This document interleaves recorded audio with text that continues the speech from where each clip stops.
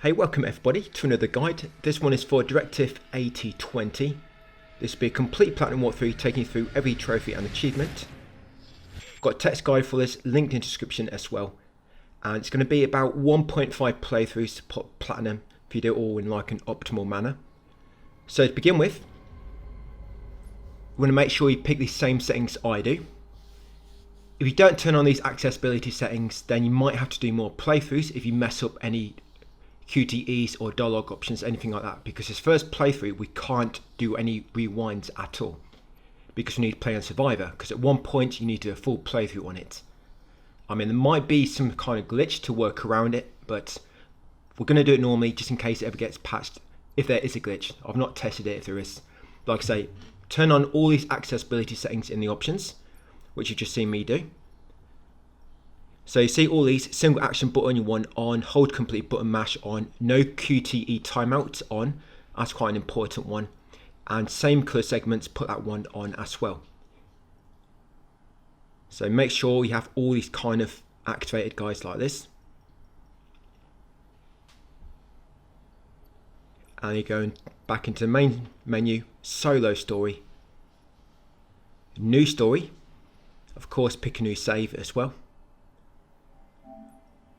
And you want to pick custom at the bottom. Then up here you can change all these settings. So put QTE difficulty on forgiven, QTE warnings on, parry recharge instant, threat indicator on, and for this one playstyle we want survivor. You need to have survivor playstyle because that will pop us a trophy at the end. But as you can see on the right, the downside, as I mentioned earlier, you can't rewind during this, but it's okay because once we've done it, we can rewind at the end after completing the game. We can go back and get all the other trophies we've missed. So the way this guide's going to work is I'm going to cut out all the cutscenes like this. You'll see like a transition, there'll be cutscene, text come on screen like so, and we'll go into the next important option or when we're controlling the character. So this first one, remember this is all in the text guide if you want to follow that as well. So this first choice, you want to choose agree. So choose agree, let's speak to the computer. I'll also try to show you all the traits which get increased as well. So that agree, it will increase his cautious and decrease his decisive. These are important because they're linked to destinies, which you also need to unlock every single one for a trophy. So that's the first choice out of the way. And shortly after that you'll get control of your character. So going to be a bunch of collectibles. So first one is on this table. You don't need to always watch all these collectible scenes. Normally if you just interact with it once, cancel out, the collectible will unlock. You'll see like a little notification, there you go, stalemate. So that's collectible number one. The next one is over here. Just examine this calendar, you'll get the countdown collectible. Next up, come in this room on the left, side room. Examine the plant, that'll give you the balance collectible, and also this document on the bed for Daddy in space. Then go in the side room on the opposite side. In here you find two more collectibles. It's got this one here, night shift, and then on the wall near the door will be another one, The Sims recordings, green tea. That's it. Then after this we're going to go and talk to Sims. You don't have to talk to Sims at this point, but we're going to do it because it's going to give us another dialogue choice which will increase one of our traits again. I'm trying to keep the traits kind of balanced, so when we reload later we've not got to go back too far to get the other destiny. So for this dialogue choice you want to choose reassure. So there you go, reassure, the option on the right. And the traits that increases, that increased decisive. I think I forgot to show you on this one. But yeah, that one increases decisive in Carter. Then once the scene is finished, you get control back shortly after. Don't go on for too long, that scene. So go upstairs behind, and once up here you want to go left, grab the utility strap on the bed at the end. And once you grab this, you can turn on the music just so you can start moving again.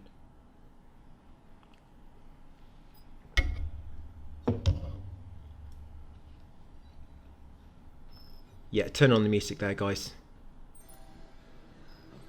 And then come to this collectible on the wall on the left. That's the mission summary, so make sure you grab that collectible on the left there. Collectible here, this one you just have to play it to unlock the collectible. Pioneers. Once you've got that collectible, come into the locker room over here and pick up this book on the left, rotate it. You must rotate it, otherwise you will not get this one. And there's your last collectible, Myths Retold. Your last collectible in this scene. Once you've got them all, come over here, unlock the door by interacting with the panel on the wall. And then come on through, guys. And there you go, another cutscene. So coming up next, you've got another dialogue choice. I'll try and let you know if it's like a timed choice coming up so you can be ready. You do get some timed choices and you also get some button mashes which are timed. But QTEs shouldn't time out if you've activated those accessibility options. So for this choice, you want to choose request on the right. Can you deal with this oracle? So yes, request on the right. There you go. And that increases your cautious trait with Carter.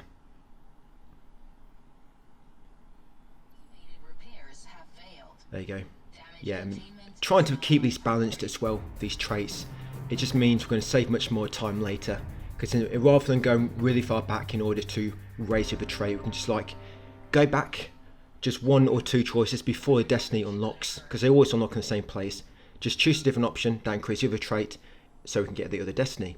So there's next one. You want to choose reject, delay the reboot. So reject, delay the reboot. This will increase decisive with Carter and decrease cautious. Yeah, so decrease cautious and increase decisive.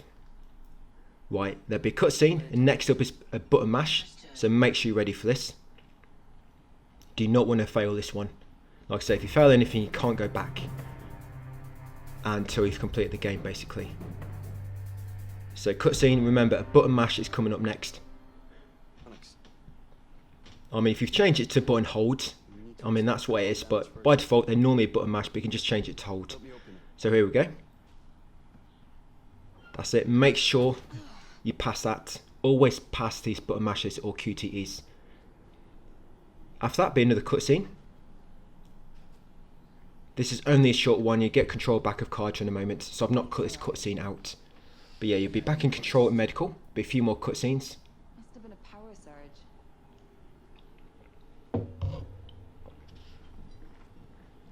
There you go. So we're going to grab this one on the left. Just going to turn on my light with R1 so I can see where I'm going. Yes, this collectible over here, guys, will be Brave New World. Make sure you examine that. The whole area is on lockdown. We're not getting through here. Then you want to come and examine the door ahead, and it'll trigger a little cutscene. Yeah, just interact with the door, guys, and it'll trigger. Scanner, see what comes up.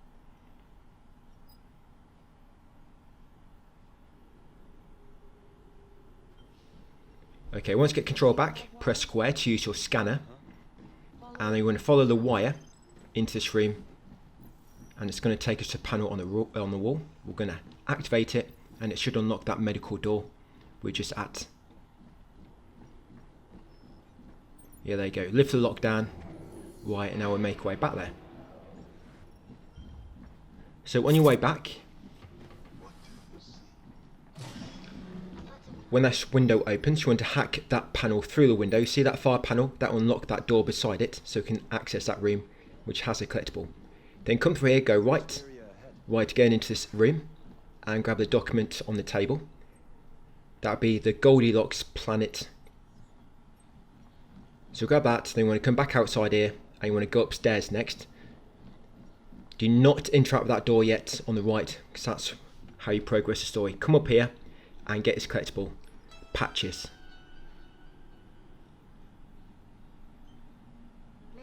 There you go, like I say, no need to play him. Normally just activating it and then cancelling is enough. Right, then come down here and interact with this door. There'll be a very brief scene. And then you need to look at cameras on the left. Yeah, press R2 first on that one. And then scroll through the cameras. And then once you get to outside, you need to examine the hole in the side of the ship. Yeah, so examine that, guys. There you go, press X. And now there'll be another cutscene. Like the breach webbing hasn't fired. So coming up will be a bit more exploration. The spacewalk. You walk very, very slow during this one. There is an optional scene if you go left when you cross a bridge which you extend. You can interact with the monitor there, get a brief scene, but you don't need to watch it. It doesn't increase any traits or anything. So yes, walk very slowly over to this bridge and press R2 to extend it. Then you go across the other side, climb down the ladder and approach the hole in the ship. And it might trigger a few more dialogue choices. And this is where his destiny comes up. So the destiny unlocks always happen in the same place. Please, don't do that. And when we do reload later, we'll basically come back here and we'll go for the other destiny, and we'll normally wait for the game to autosave twice. It's not like you have to complete the game again. Normally if you unlock the next destiny, let the game autosave twice, it normally saves to your profile. Then you can go back to turning point feature and rewind to another scene. You can keep doing that until you got all destinies, but I'm going to try and blend all the destinies in with all the other trophies we're going to have to do at the end as well. This will get us most trophies. I think after this playthrough there'll be about, I think it's about 8 left, 8 or 9. It's not too many to go. So yes, climb down this ladder and approach a hole, guys, in the ship. We're nearly there. So what's good right now with the choices we've picked so far as Carter is we've got 2 choices coming up in a moment, and straight after is when it unlocks the destiny. And we can just reload from this scene right here and pick the other 2 choices and get destiny really quick. So yeah, cutscene and the 2 choices coming up.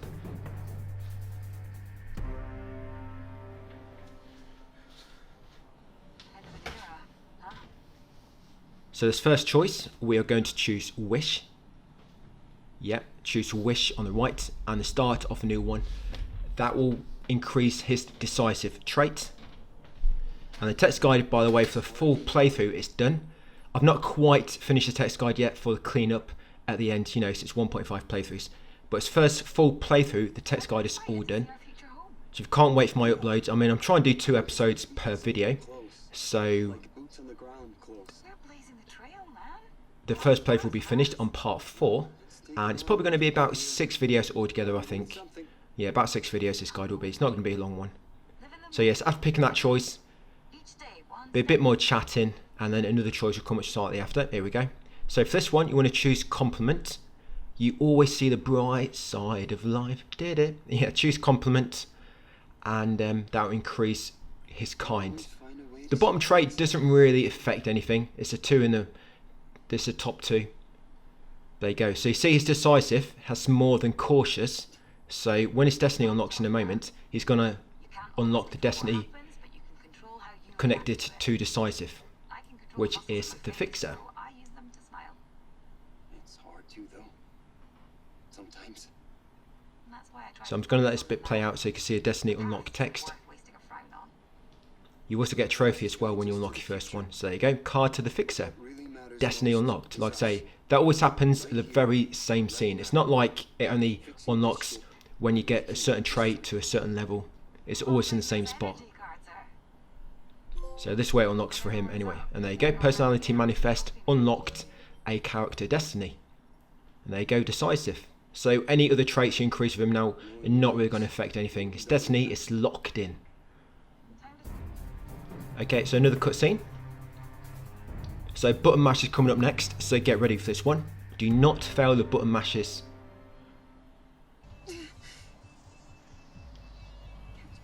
So here she comes. Yeah, get ready to catch her, guys. And make sure you hold on tight. There you go, button mash. Lucky, I thought she was gonna.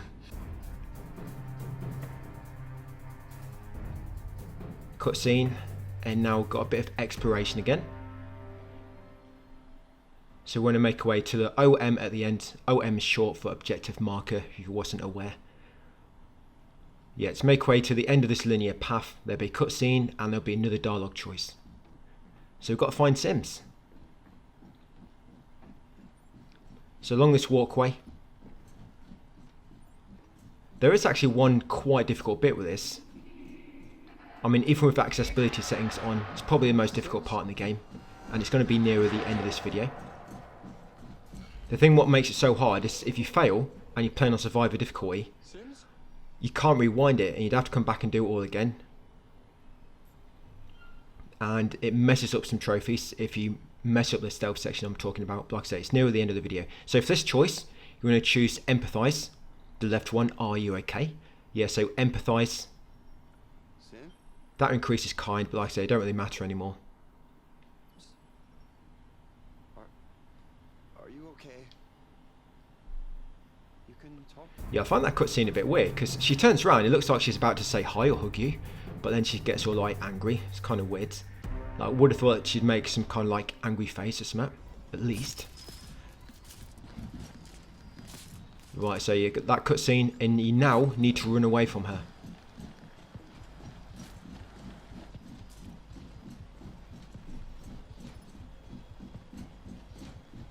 Yeah, so all the way back along here.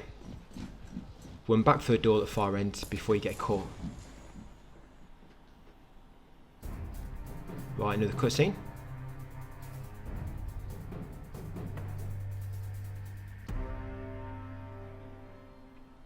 And you'll be back in control of Carter.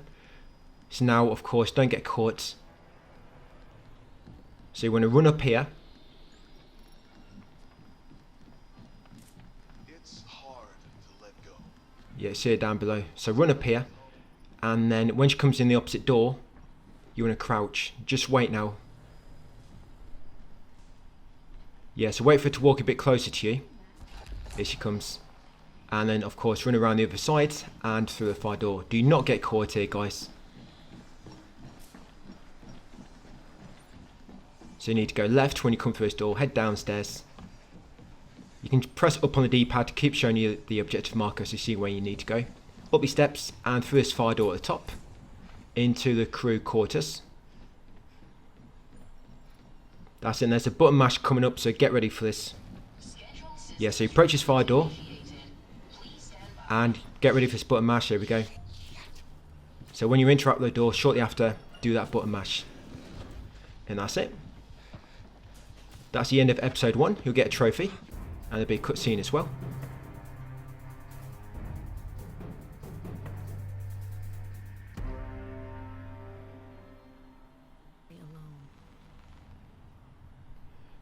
Yeah, so each time you complete an episode, you get like a end of episode kind of text to let you know. There you go, wake up crew, completed episode 1. And funny thing is, that trophy for completing episode 1, you think you're going to get one for every episode, but it just gives you one for completing the first episode. I don't know why.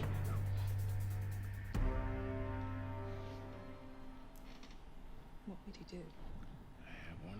Okay, so once you begin episode 2, there's a lot of these time skipped scenes. Yeah, so first choice as young, you want to choose contemplate. It's a lot to ask. So contemplate on the left. Make sure you choose that choice. There we go. And that will increase her serious trait. What they want us to do? Yeah, why so serious, young? It's a lot to Yeah, ask. the cutscene, of course. The game jumps around quite a bit in time as well. I don't know why it does it, because sometimes it's a bit confusing. You're like, what scene am I at now? And it like keeps jumping forward and back. Those bits at the start of each episode aren't too bad, because it's more like kind of like flashback type thing. But yeah, it'll keep like skipping the story around, like forward in time, back in time. And it can be hard to remember where that part was. So when you get control in the pod, you'll need to look up at the lights at the top. Just look at light for a moment, let the scanner come down, then there'll be another cutscene, of course. And then the next dialogue choice. So we were serious before, now we're going to make a little joke. So yes, choose joke on this dialogue choice. So you go, joke, no wonder I feel like poop. So yeah, one on the left. Yeah, I got to watch my language. So joke, the one on the left. Ugh, no wonder Yes, and that will increase her self-assured traits and decrease serious. well, like shit. Yeah, she can have a bit of fun when she wants to. So cutscene again, and it will be in control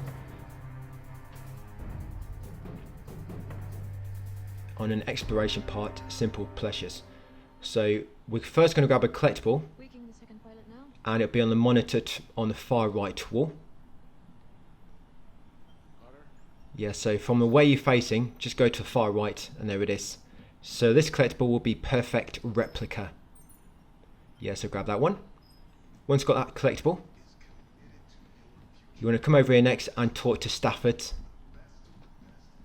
There you go, and it'll trigger another cutscene. But it's a very short cutscene, because in a moment you need to slide right.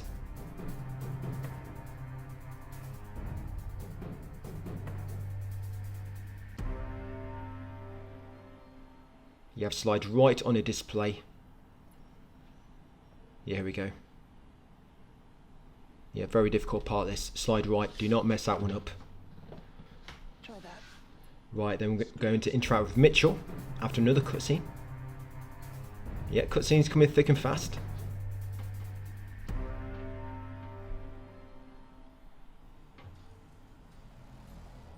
Let's go check on Mitch. You will have to wait for a moment when trying to talk with Mitchell, because he's a little bit stubborn. Maybe just don't like us.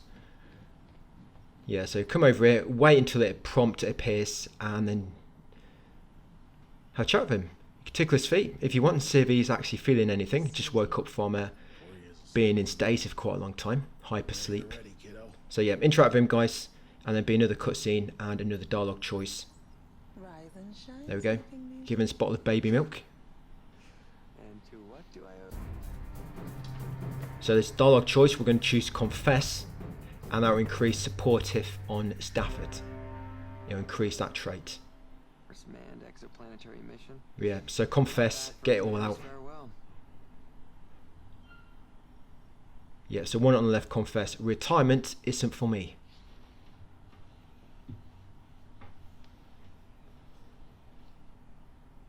So confess, the choice on the left, like I say, this will increase his supportive trait. Timing doesn't look good on Yeah, it looks like I'll syncing on that one for quite a while.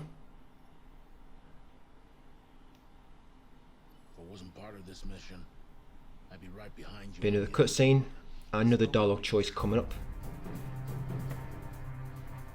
I don't know why it calls this one a turning point, because there's quite, I mean, most dialogue choices are quite important. It's not like it's only specific ones which have a major impact. You trust her? But yeah, for this dialogue choice, you want to choose trust. Yeah, basically you always need to choose carefully. Yeah, so choose trust, the one on the right. I trust the recruitment process. Yeah, trust. And that will increase his resolute trait.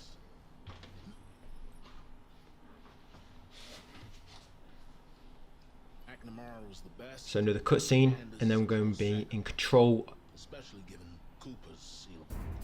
of fuel. Now there is a messaging system on your phone, which you have like a device. It's probably more on your utility strap. They get more unstable. Do not use message system unless I advise you guys, because you're going to increase the trait slightly different, and it's going to be all kind of like not lined up like it is for me. So like I say, do not use messages unless I advise you to. So first of all, when you get control, grab his collectible on your left, print as needed. Yeah, grab that collectible on the left, then his collectible on the far left, over here. This will be in denial. This ship. Yeah, do not open your messages system, guys, unless I advise. How does it feel? Yeah, so grab that in denial on the far left. And then before you interact with the monitor, Your baby finally en route to town near TF. Esley, Mission in progress. forgotten how to pronounce her name now actually. The reactor should have. Yeah, so at the back here beyond the console will be another collectible, and this will be red alert. Can you access that console? Long time no speak. Yeah, so that'd be red alert. Said hi.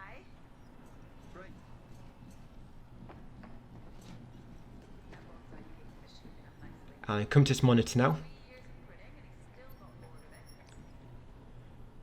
The Oracle is and you want to pick the one on the left. This is important. systems. Just as well, considering we're not landing. Alternatively, we redirect power from fire control. So you want to deactivate the landing computer, the one on the left. Yeah, so very important, guys. Deactivate landing computer. The left choice. Landing systems temporarily disabled. Okay, once you've done that, be another cutscene.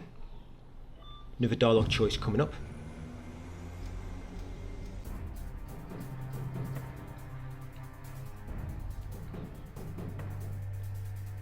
So we'll be back in control, sorry, not in control of him, just a dialogue choice connected to him.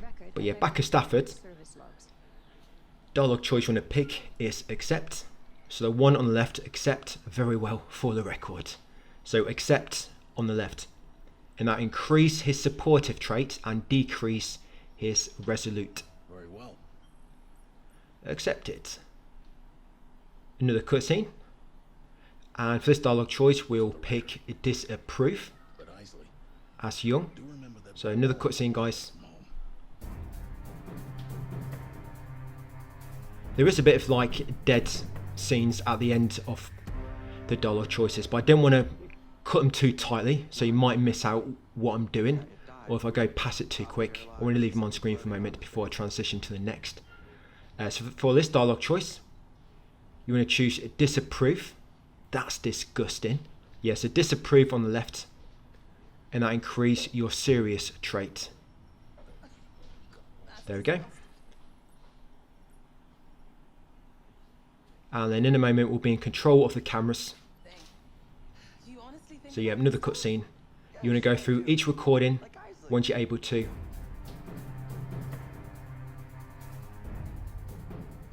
And then when you can see the pods, you need to examine the pod on the right to fast forward. So yeah, you might have to wait a moment before the game lets you use each camera, because it likes to, each time you move on to another one, the recording will like go a bit blurry or something else will happen. Then you can move to the next slide. So yes, this camera footage, just keep going through them, guys, once you can.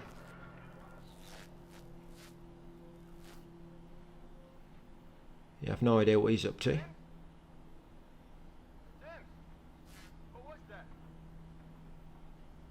Right, so next recording, same with this one. As soon as you can move to the next, do so. Yeah, so because it's all blurry, we've got to wait a moment. Yeah, this one you have to wait for a scene to play out. We found a secret hiding place here, where she hides all the little cookies.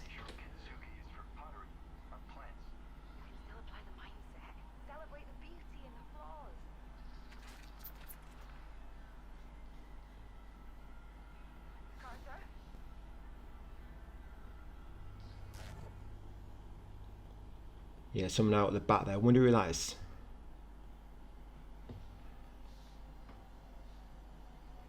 Yeah, this is a lot quicker than the Frankstone Platinum. That Platinum took ages. I mean, this one you do have to plan your route a little bit if you want to make it optimal. But in terms of what it takes to do this compared to a Frankstone, it's so much easier.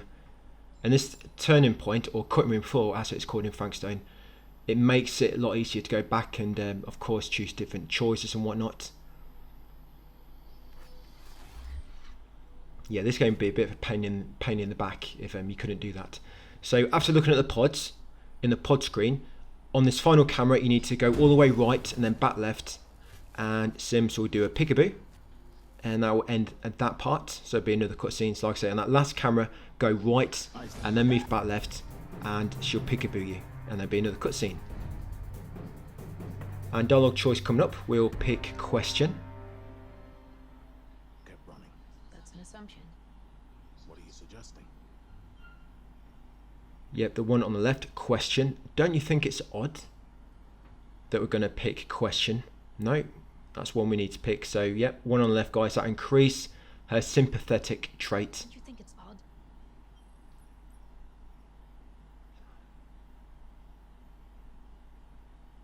Is it normal behavior to be standing still, staring at us for hours? Is it on end? Isley? Might be Isley, I think her name. But yeah, sympathetic, that will increase. And the next one, dialogue choice, we are going to contemplate. Sir, What more do you? Not the choice, we actually want to pick that one. So yes, do not contemplate for too long. Yes, something doesn't sit right. So yes, choose contemplate, the choice on the left. There you go, that increases sympathetic again. Esley's Destiny is unlocked right at the very end of the game. Doesn't fit right with me. Yeah, it's probably one of the more difficult ones to get both her destinies. Okay, now we're in a bit of exploration, so in control of Esley. So first we want to open the message system, and we want to send a message to each of the contacts in the message list, but only send one message. Do not reply or anything unless you have to just reply to send one. So go through all the contacts, just send one message. There you go. So send one to Young, send one to Stafford. Yeah, do not press anything else. The reason we're only doing it one time is connected to a trophy, and we don't want to do it anymore because if you pick certain choices, you can, like I say, increase their traits. You might mess it all up. So just send one message to everybody in her contacts. Right, then once done that, grab this collectible on your left. Yeah, grab that collectible Carter. And on this bench in the middle, on these seats, will be another one. This is Bad Press.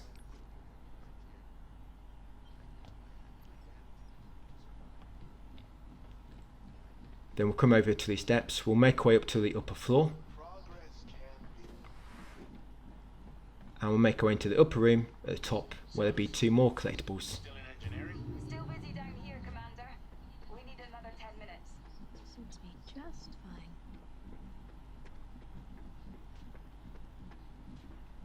And to open this room, you need to activate this panel to open the window. Then you can unlock the room from the inside. Yeah, there you go. Hack the panel on the wall. I don't know how somebody locked that room when the lock for it's on the inside. How they got out. But yes, come in, grab that collectible on the table. That'll be frosted. And this collectible as well. No object. Right, so 2 collectibles there. Now we're going to go back downstairs and continue towards the objective marker. And we're going to make our way to the crew complex. Yeah, quite a lot of collectibles in this part.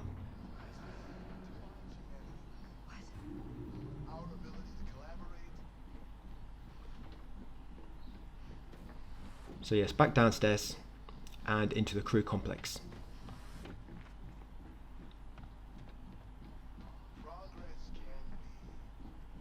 Yeah, once in the crew complex, you might remember this place from earlier when we were playing as Carter.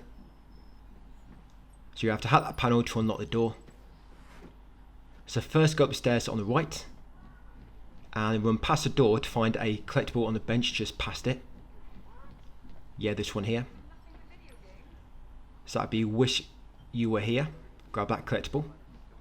Then come into this room and grab this document on the far counter. This will be Professional Chemistry.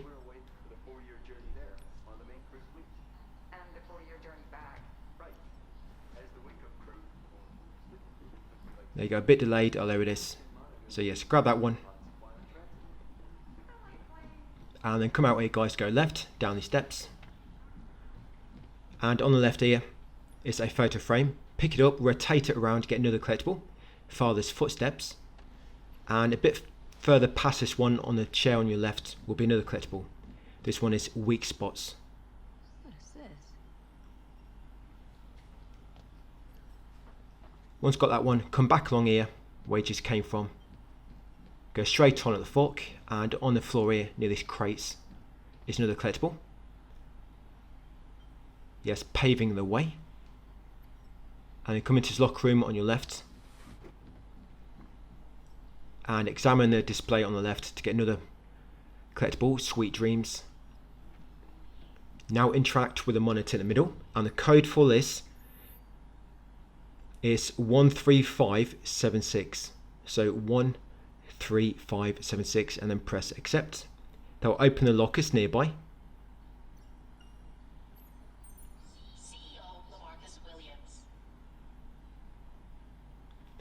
So open that set of lockers now by interacting with that lock at the top, and in here will be another collectible at any cost.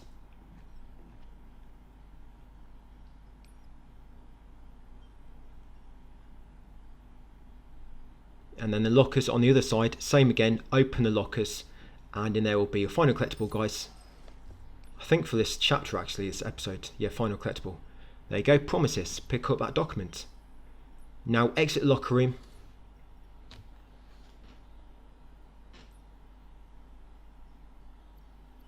Yep, exit locker room, go left, up the stairs. Yeah, if you look on your turning points, you can actually see on the episode overview, it will tell you kind of how many collectibles you've got so far in that area and how many there is. The ODEV collectibles, you can't get them until you've got this collectible right near the end of the game, but it's only 5, and we'll get them when we do the cleanup a bit later. So yes, make way up here guys, another cutscene, very brief one, and then once you get control back, you can head down here into the monitoring crew room.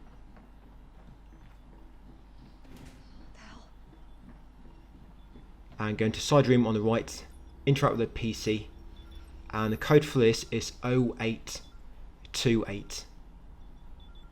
Yep, 0828. Right, then interact with it again, trigger cutscene.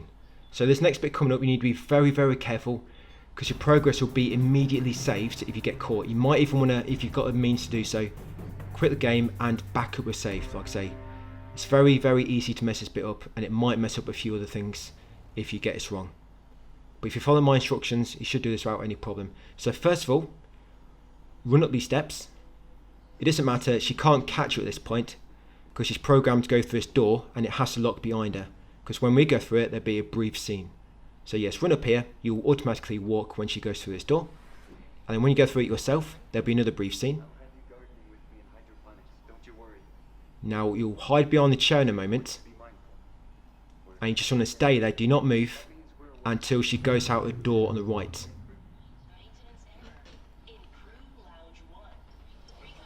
So do not move guys until she goes out the door on the right. That's the best way to do this part anyway.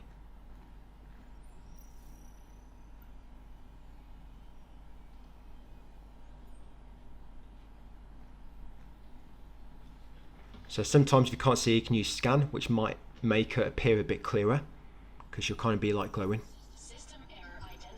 So when she goes through that door, yes, so don't move. You need to be very careful with this, because if you get too far away or take too long, sometimes she'll turn around and look just because you're too far away, or sometimes she might time out during certain things and you'll fail it anyway. So now you want to walk. So once she goes out the door herself, stand up and walk across here. That's it, just keep walking now, do not run. I find it best to just time it this way. So when you get out here, she should automatically be there waiting. Just keep walking to her guys, she's going to walk left around the corner. Just keep walking like this. She should be about 17 meters away from you at that point you just saw there. Keep walking. Don't worry, she's not going to turn around as long as you don't get too far away. So she's about 15 meters right now. She's going to walk down this walkway.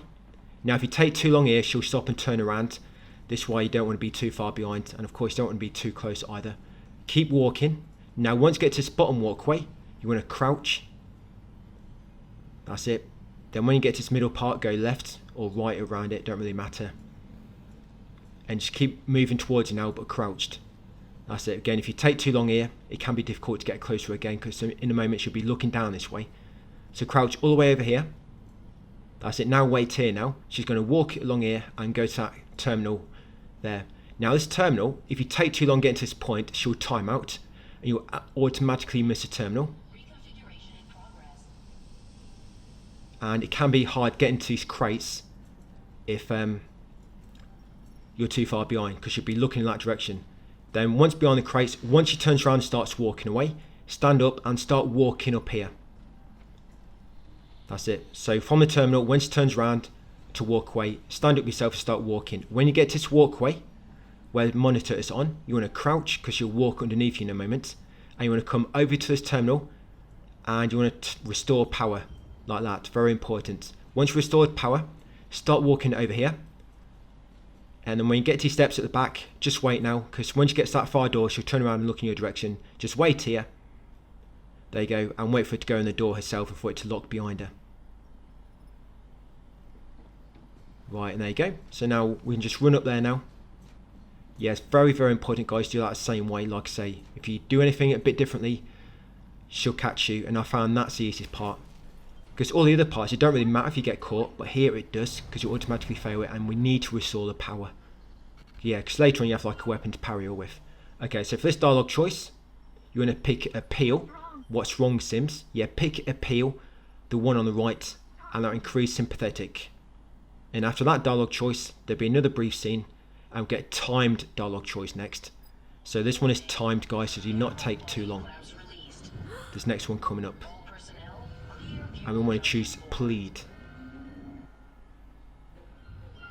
So it's timed, don't take too long. You can see the timer at the bottom. Yeah, so choose plead, don't do this. That increase sympathetic and decrease determined.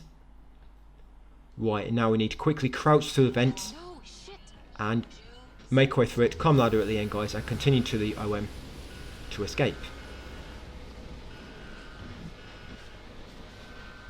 So quickly make our way to that vent.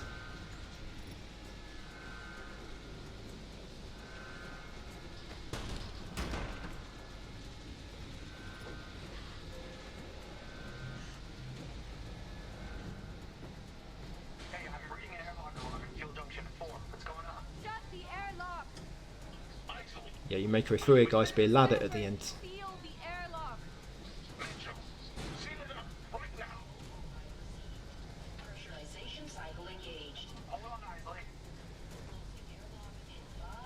And that basically be the end of the episode.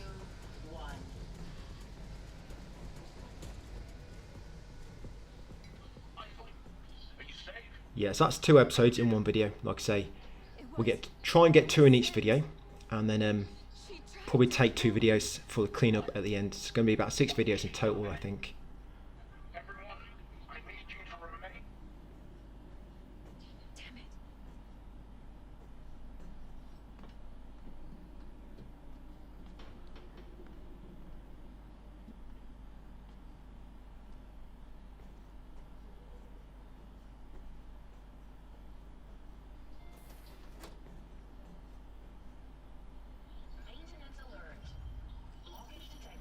Yeah, so just keep making way to the objective marker now.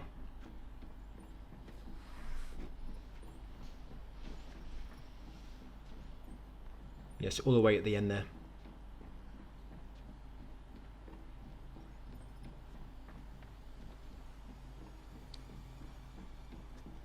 You can't get caught in this bit. Yep, and then just keep walking forward slowly. And when the panel comes off the wall, you want to examine the wire where it's kind of like sparking, and something will happen.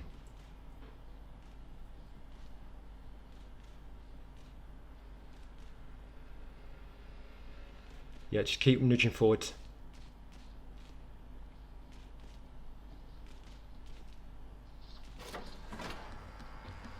There you go, examine the life wire. That's normally when it happens. There you go. Another peekaboo moment. And that's basically the end of the scene, guys. So see the episode text at the end to let you know the episode is complete. Best laid plans. And that'd be it for part 1. So like I say, text guide is all done for first playthrough. If you do want to push ahead or just wait, you can just wait for the next video. But thanks for watching, and I'll see you on part 2 tomorrow.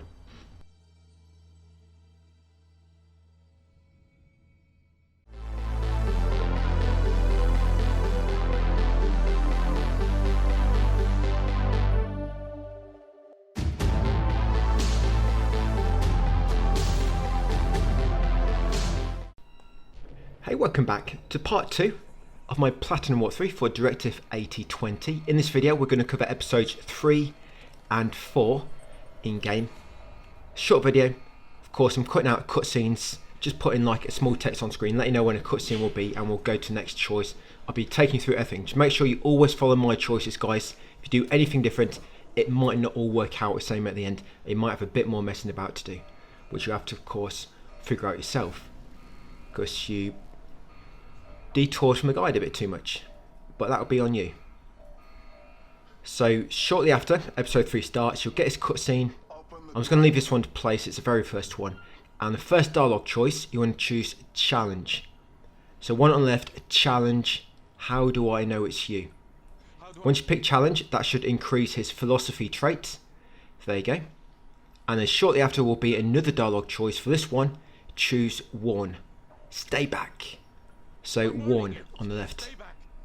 And that should increase his focused trait. Remember, I'm trying to keep this kind of even as well, providing I don't have to pick a specific choice, because sometimes you have to pick a specific choice for other trophies, but where I can, I'm trying to keep the traits even. So when it comes to Destinies later, we don't have to reload too far back. We can almost reload just before where Destiny pops and change the dialogue choice just before it. But I try to combine that with all other trophies as well on the cleanup. But anyway, once you get control of Cernan here, you're going to run past Williams, but keep right. Do not get grabbed. Open this window by pressing the lock on the wall. Jump through, jump into the next stream. Press the lockdown panel on the wall in the far corner. This one here. That will unlock the control room. Once you're unlocked the control room lockdown, come to vent on the left, open the vent, guys, and go through it. Now, if you get caught by Williams at any point here, quit and reload so you can restart a section. Because this trophy coming up, if you get caught once, it doesn't pop. What it didn't for me once. Might be some kind of glitch, but you don't want to get grabbed at all. Getting grabbed doesn't fail anything because you can parry, but like I say, it fails this trophy. And then once in that room, you jump back into the main area, come into this control room, guys, and that's it. So like I say, do not come into this control room if you've been grabbed. If you've been grabbed at all, quit and reload and do this bit until you can get into that control room door without getting grabbed, and you should get a trophy. Not today, boss.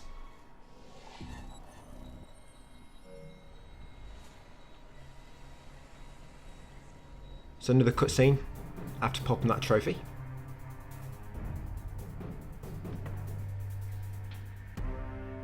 And then once you get control back, you need to wait for Esley to come in and then interact with Carter once the prompts appear and move his arms into position. We need to snug him, fit him into that small pod.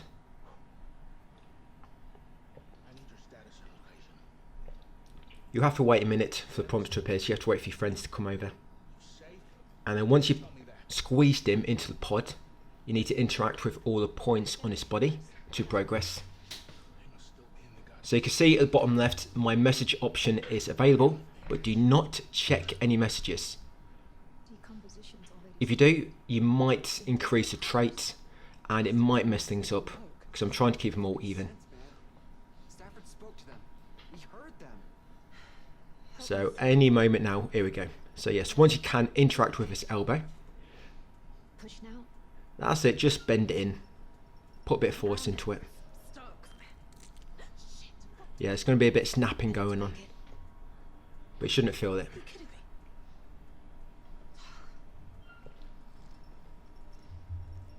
If he's plain dead, then he's very, very good at doing that.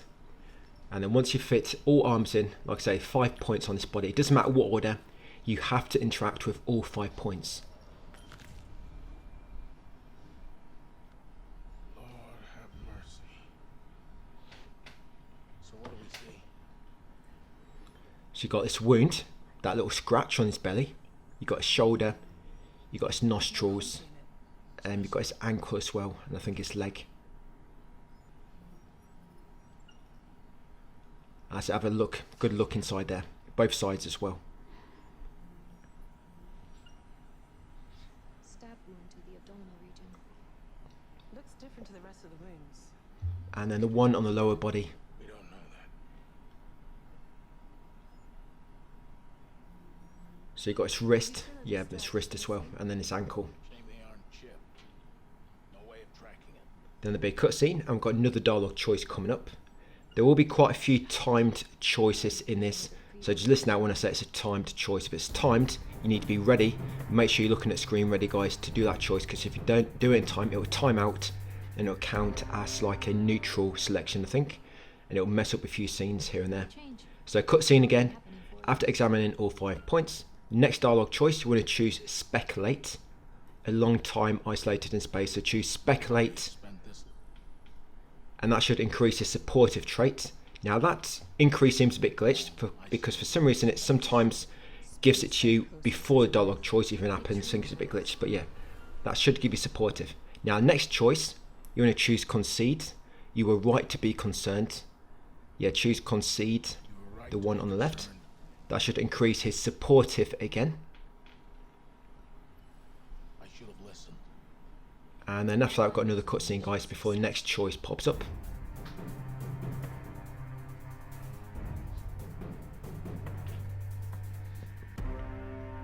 For this next dialogue choice, you want to choose Inspire. That will increase his supportive trait again. Control? Yeah, Inspire. Let's do it for Carter. That's So Inspire, that will increase supportive. Now, next dialogue choice is timed, so make sure you're ready. pulled together. Otherwise, it will time out. So if this one, we want to choose Sit Down. I think it's the only way he survives if you've picked the landing gear earlier. So yes, make sure sit down. Remember, it's timed, so make sure you're ready for this one coming up. You also get a trophy, so sit down, the one on the right. There we go. That will decrease his resolute trait. 50%! You gotta bring the nose up. Looks like I didn't get a chance to show you. I normally do try to show you my trait, but sometimes I did forget the odd time. I got it. 1 kilometer. And then I thought we should get a cutscene in a moment.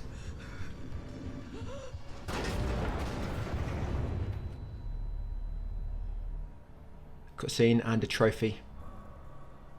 There you go, always wear a seatbelt. That's for Stafford surviving the crash. This first playthrough, by the way, if you've not realised by now, we're trying to keep everybody alive.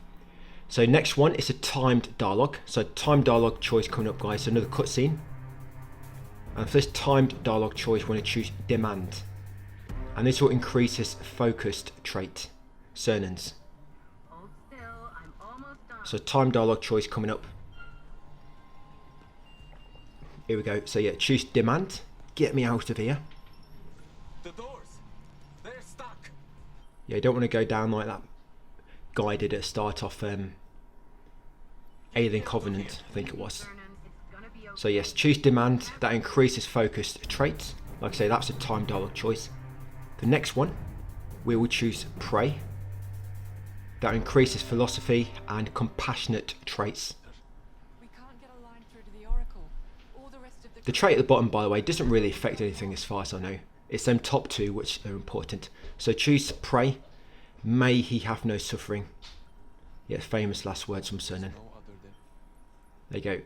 Increases philosophy and compassionate. Okay, so got a bit of exploration coming up in the pod room. emptiness. No other than full. May he have no suffering.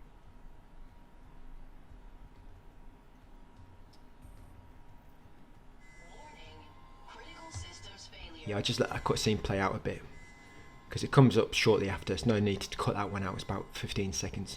So once you get control, just go and interact with the far left terminal at the objective marker, and that trigger another cutscene. And you've got a button mash point coming up, so get ready to mash those buttons. We've taken some major All button mashes will always time out. QTEs will freeze if you've got the accessibility option on, but button mashes are always a timed feature thing, so always make sure you're ready for a button mash or a timed dialogue. So cutscene after interacting with the terminal. Cernan, hold him down. There you go. And there's a button mash, guys, give him CPR. Or maybe not. I think Cernan was ready to. But Kuba was straight in there with that needle. So yeah, complete that button mash, of course. Once that button mash has been completed, we've got exploration segment coming up. Look him closely and holler if you need me. It'll be 2 minutes. There's one collectible in this part. Okay, so you want to climb down a ladder at the objective marker near where Cooper's standing. You want to deactivate the lockdown on the far right terminal and then crawl through the vent to the left. Just get us out of here. It's cold in here. Keep moving. We'll warm up. Quite a few vents we need to climb through. Thanks, Doc. And the collectible is right near the end, where you have to get the tool from on the rack. The tool will allow you to unlock certain doors with like a little puzzle. So yes, lift lockdown, guys, come through this vent. Now to keep following the vent all the way to the end. You occasionally come out of the vent, climb a ladder and have to go back in another vent.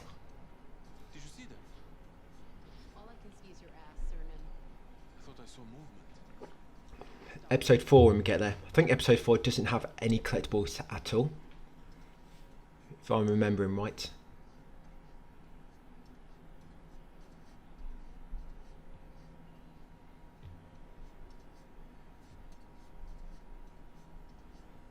But you'll be spending a lot of time in events.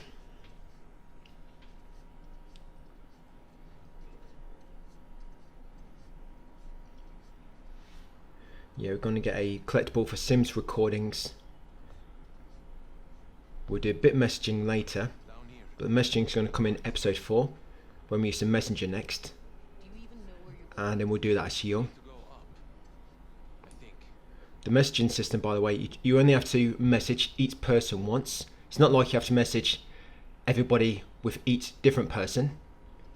Just some of the people you can message.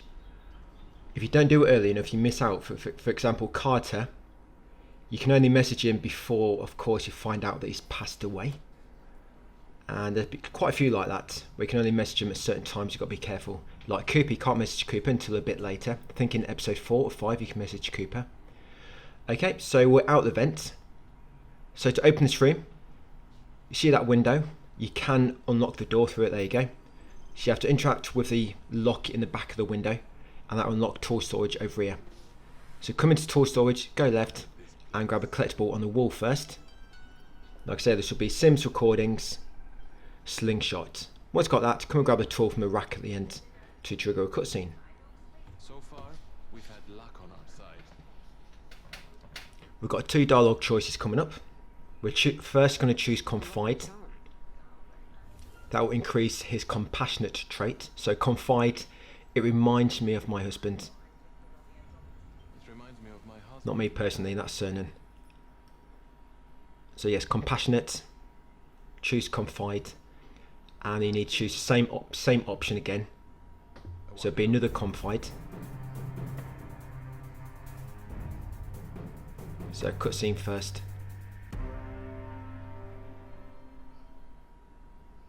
He's watching over you, I bet. Here we go, same one again. So confined.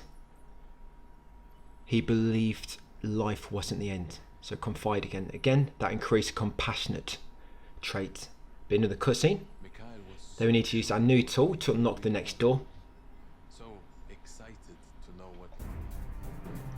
We'll go back to that vent, but we'll just run past it this time. Because now, of course, we can progress the story with that tool we've got.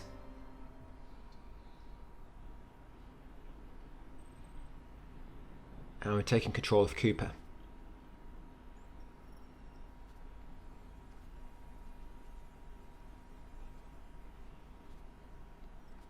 So use the tool to unlock the door to the hub.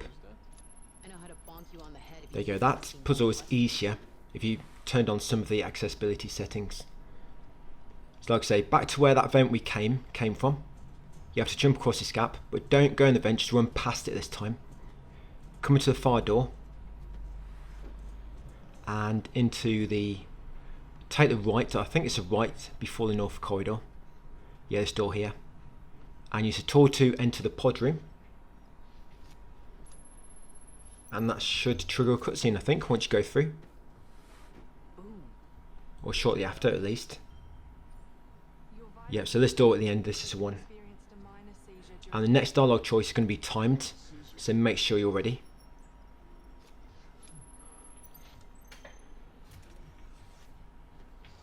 Right, there we go, cutscene. So yes, timed dialogue choice coming up, guys. And for this one, we want to choose appeal.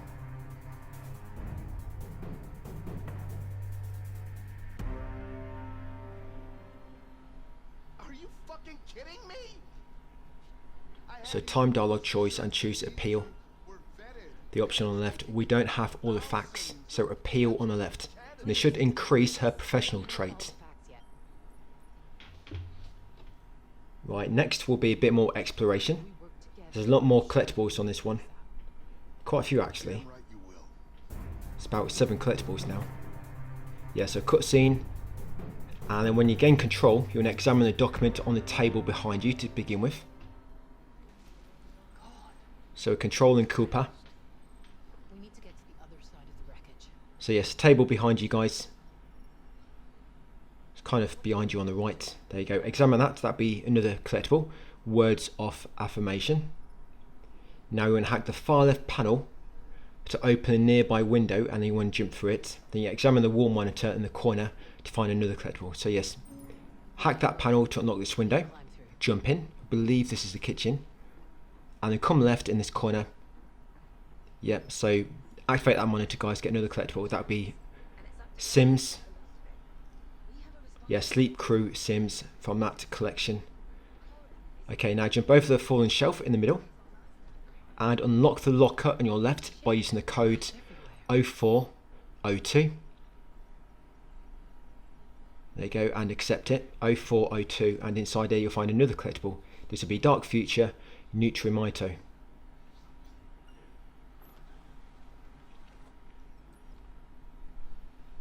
Yep, sustainable meat. Very, very processed though. Once done that, you're going to come over here and grab the power cell from the racks and use it to unlock the door to the kitchen to get back outside in this other part of the hallway. So yeah, lob a power cell in there which we just picked up. That will unlock this door. Did it.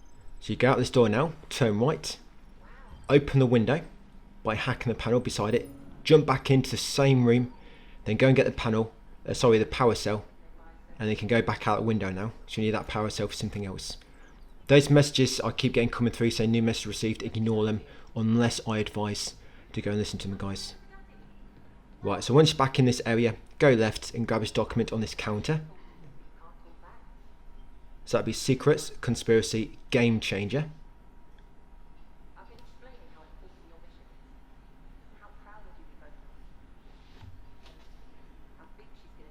They want to open a nearby door by using the tool and grab a collectible inside on a bench at the back.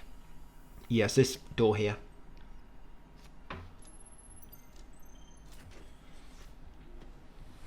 Yeah, come inside, grab a collectible on the bench at the back. Strange. Yeah, that one will be Science Crew Fit to Fly. Return to the mess hall and head to the table in the far left corner. I'm seeing a lot of hiding. You'll find another collectible on here. Together, we'll be fine. Yeah, this will be Science Crew, a friend indeed. Right, I'm going to push on a bit more now. So come to store over here, lead into mess lobby. Use the power cell to power it. Then you want to make your way through. There'll be a very brief cutscene once you come in here. You hear that? The voices in your head again? Oh, listen. Sounds like a messenger ping. Oh, shit. Yeah.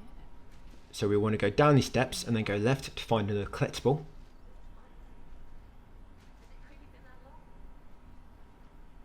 And then we're going to go and get the utility strap. So yes, go left down here and interact with this monitor on the wall. Sims recordings, special permission. Okay, so don't use the elevator yet. First, we need to open this panel nearby and shimmy through and grab a utility strap at the end.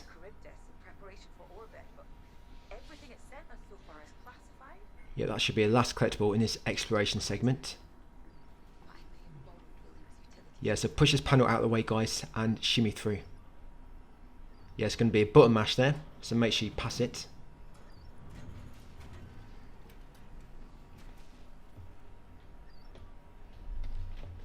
Shimmy through that gap and grab your utility strap at the end. Collecting this will also pop a trophy for you.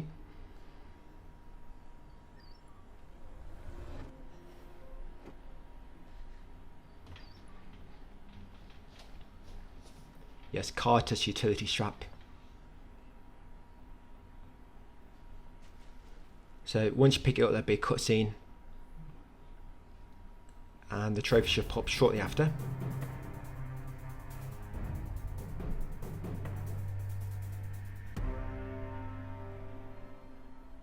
When you're back, be careful. Yes, there you go, lost and found. Yeah, you're right. So you now want to shimmy through here, make your way back to the elevator, and you can use it to continue the story. There will be a button mash coming up, so make sure you're ready to complete it. Yes, unlock the elevator by using the tool. And we've almost finished episode 3. Like I say, episode 4, quite a quick one. There's no collectibles on it. Probably more cutscenes actually on episode 4. So get ready for the button mash coming up. Yep, just after that cutscene.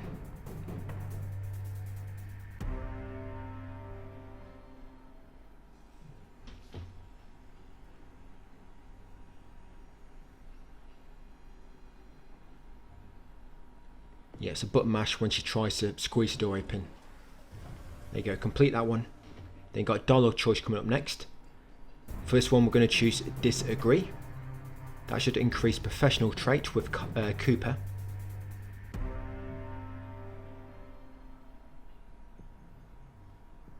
This is a science expedition, isn't it? So disagree, we can't risk contamination. Anders is right. Disagree, that increased professional trait on Cooper. You can see her playful is quite high, so you need to bring a professional up quite a bit in order to even them. But sometimes some choice will give you more towards that trait than what others do. You might notice then she's got quite a big boost to professional, but there'll be some choices which only give her like a small boost. So you've got to be really careful when you're doing these. So another cutscene after that, and now all you need to do is walk forwards and then press R2 once you reach the table, and that'll complete episode 3. The next one will be called Dragnet, episode 4.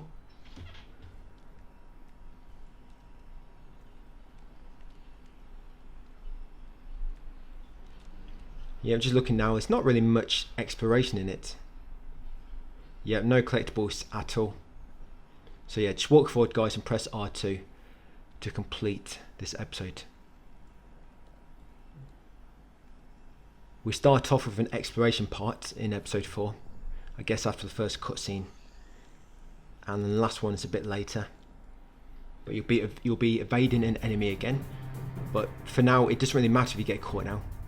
It only mattered for that one earlier one where we couldn't get caught because we needed a trophy, and that one near the start of the game where we had to make sure we did not fail the stealth, because of course that can mess up your choices then. So yes, end of episode 3, the sample.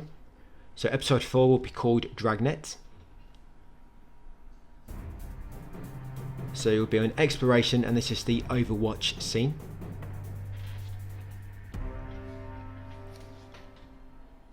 And for this part you can't get caught. If you get caught here, you can actually get killed.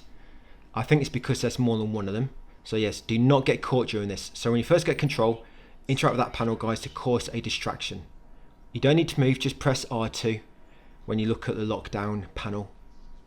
There you go. Shortly after the big cutscene. And then once you regain control, you want to quickly run past Williams and into the server room. If you be quick, you should be able to pull this off. So as soon as you gain control, run past Williams into the server room and then go into the vent. The enemies can't follow you into events, so you're safe. So you stay on the right, you run past him into this room on the right, on the far right, and the vent should be on your right inside it. That's it. Once you get in that vent, you're safer now. Now what you need to do is do everything that Anders advises you to do. So you want to wait to, when you get to the end of the event, just wait. Don't worry, we can't see you. I mean, it can definitely smell you, because we're not had a bath for about 350 years, but he can't see you. That's the important thing. So once he's gone past, Anders will say, okay, once he says, okay, come out, come in here, and keep crouched. And then when she says hide behind this desk, it's this one here. So get behind the desk. And if you're about to get caught in this, guys, quit and reload. Do not risk it, because the moment you get caught and you get killed, the game will save. And you have to wait until the next playthrough, because remember, on Survivor, we can't rewind any checkpoints yet. So if you're about to get caught, quit and reload and redo this bit. Like I say, you cannot get caught at all during this part, because even with the parry, you can get killed here. Okay, so once he goes past and Anders says it's okay to enter the kitchen, come through here as well. Keep crouched. That's it. And you want to come through this window and stay crouched behind this desk. That's it. She'll say hold there. Remember, like I say, you're kind of doing what Anders is advising you to do for a change. So somehow he's going to come and lean over here but not see you. Completely blind. You're going to wait for him to go, and we've about done it now. Yeah, after this bit, pretty much you can always, it don't matter anymore. I mean, stealth matters now, but yeah, after this, stealth doesn't matter at all. Yeah, I think this is a very last stealth segment. I mean, don't quote me, but pretty sure. So I might be misremembering it. So once he's gone, quickly unlock this door. Don't take too long, guys. Then you'll see Anders. I've gone the wrong way. All you're supposed to do is let Anders come in with you, and you spin around and come in this far door. Basically, follow Anders once they're in. That's it. You trigger a cutscene. Now, dialogue choice coming up. We want to choose Honor, and that should increase Esley's sympathetic trait.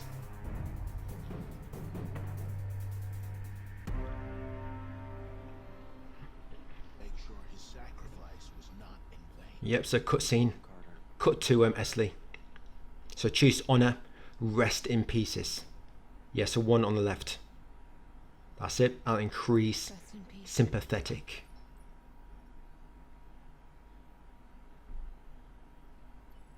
Okay, next dialogue choice. There'll be a cutscene. So this one we want to choose doubt. Again, it'll be Esley. This will increase a rational trait. Right? Meteorite hits, growth appears, Sims goes mad. Doesn't take a genius to connect the dots. So again, choose doubt. Correlation is not causation. Yeah, choose doubt. On the left, it will increase rational. Is not equal. And this next one is a loaded question. No, that's actually what a scene is called. So this is turning points, but it's not timed, luckily. So for this next dialogue choice, you want to choose authorize. This one actually gives you a trophy. So choose authorize as Esley, and you'll get a trait increased to sympathetic. As per code 552 of the current captain's charter, I authorize the use of this weapon. Yeah, it's only 1 gun on board. Yep, so authorize, I authorize the use of this weapon.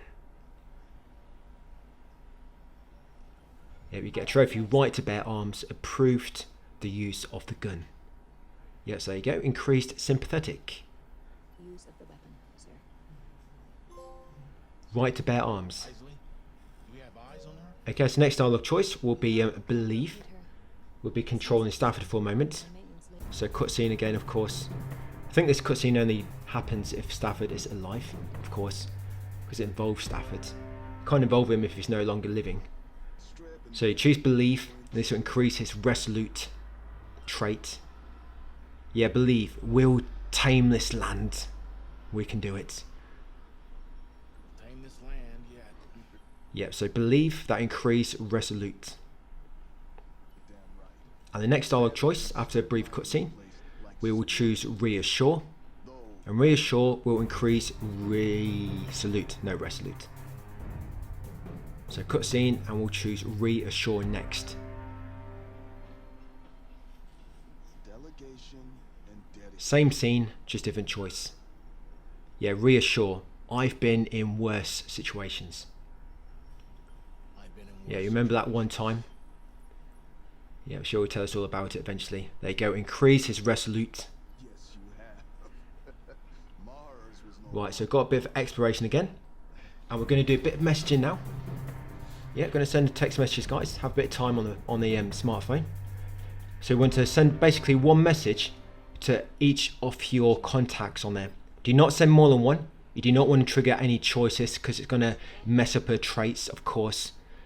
So open a message system and send a message to each of your contacts. In some ways, I'm relieved we aren't on Earth right now. I just hope Stafford can fill us through this. There you go, just send one message. That's all you need to do.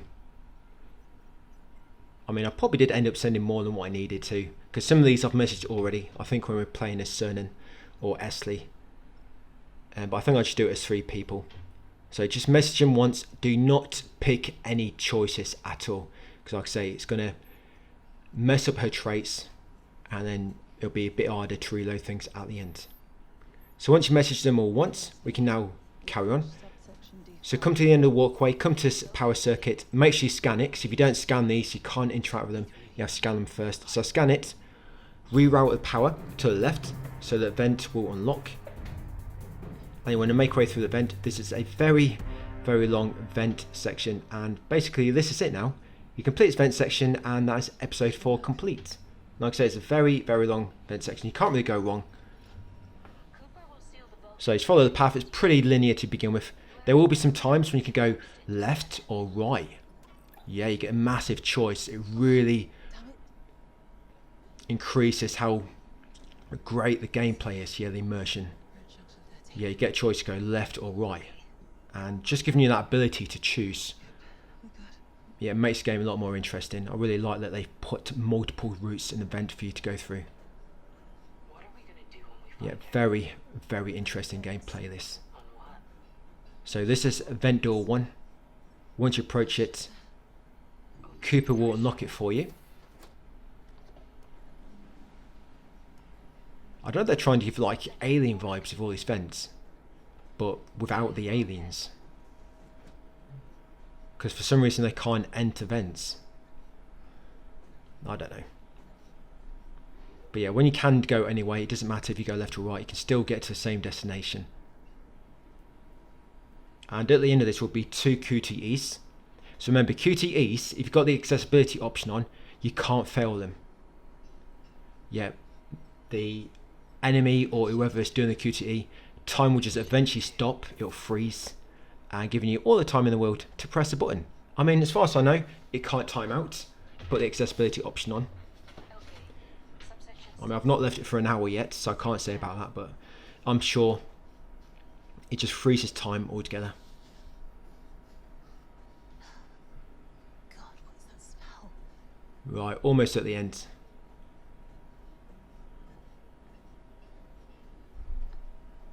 I think this is the longest vent we have to go through though. So don't worry, we won't be doing this again. Or maybe you really enjoy this part. Yeah, if you did, then sorry, yeah, there's no more vent sections like this. So once you reach vent number 3, open it. And yes, there you go. A little, I guess, jump scare.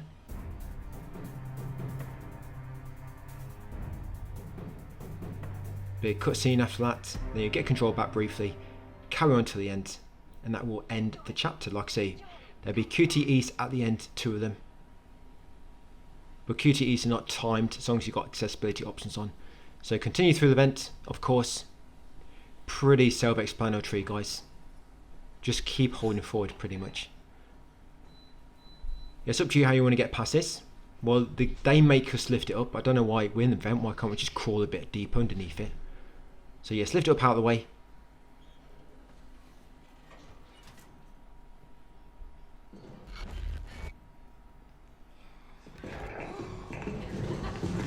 And I have no idea where that enemy went.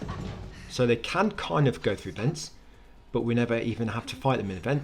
Because I mean, he just like despawned in front of me. Yeah, I have no idea where he went. It's not like he could have jumped over me or anything like that. But yes, continue to the end and that'll be it. So all we've got left, we've got 5, 6, 7 and 8 to do. And then we'll do a cleanup at the end. Cleanup will be in episodes of the series 5 and 8. Right, here we go. So open the vent. And that's it. So 2 QTEs coming right up. How the fuck did they get away? Yep, I don't know how they got away either. They jumped over me in the vent, I think. Something like that. Or they went left when I went right.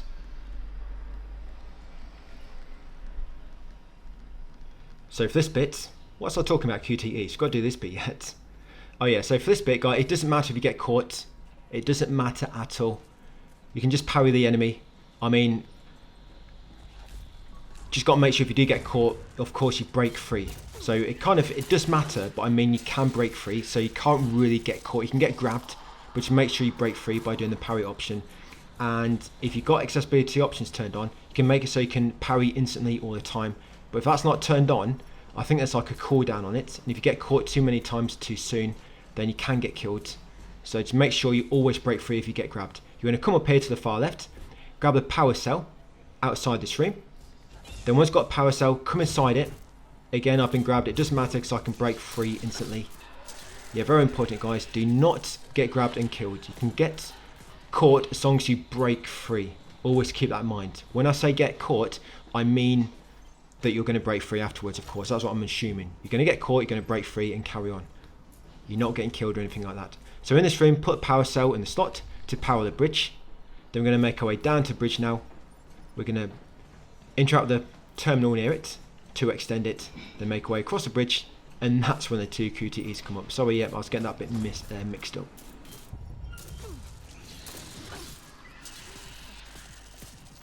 Yep, so once you've shot Sub-Zero a bit more, yes, continue on to the end here. There you go, so 2 QTEs coming right up. Get ready to pass these, of course.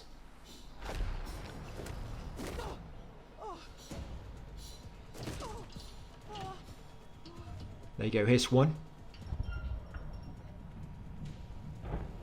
Yep, so avoid that kick to the groin. And then he's going to try and kick in the groin again. No, we're going to kick him in the groin this time. Almost. And that's it, 2 QTEs, that's it. There'll be a cutscene, guys. And then you finish the episode. So that's episode 3 for completing this video, guys. So cutscene, I'll just show you the end of episode screen at the end. Just so you know, we're definitely at the end. So yes, that's Dragnet completed. So that's part 2 done, guys. Thank you for watching, and I'll see you in part 3 tomorrow. Remember, the text guide is there if you do want to push ahead or look back at anything. And I'll see you on the next one.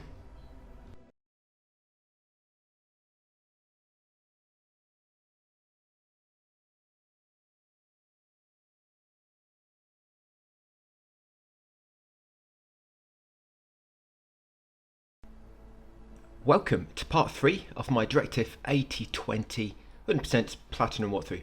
In this one, we're going to cover episode 5 and episode 6 in game. Episode 5 will be Mr. Williams, and that's one we're starting on.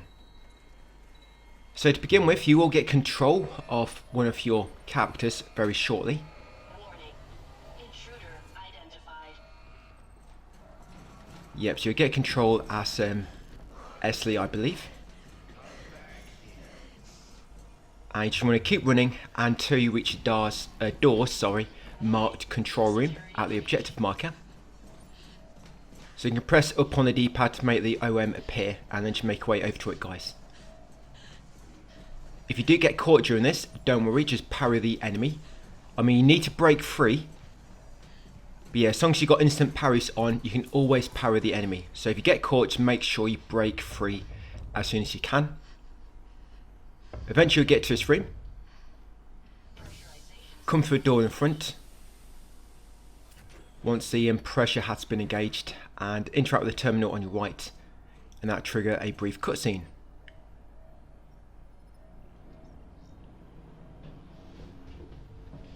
After the cutscene, once you get control back, we're just going to basically go the same way we just came, but interact with 3 panels along the way, because we want to trigger the waste management system and trap the creature.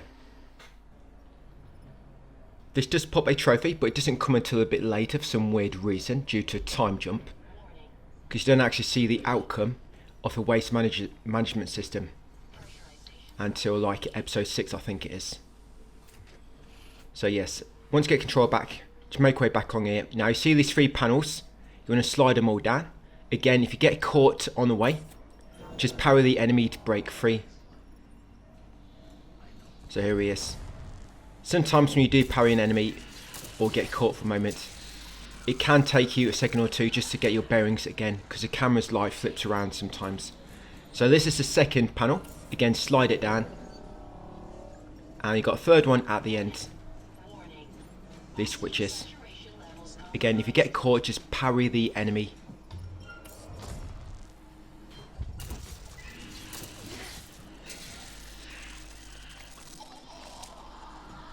Right, so third switch, if I can get past him. And then we'll make our way to the fire door.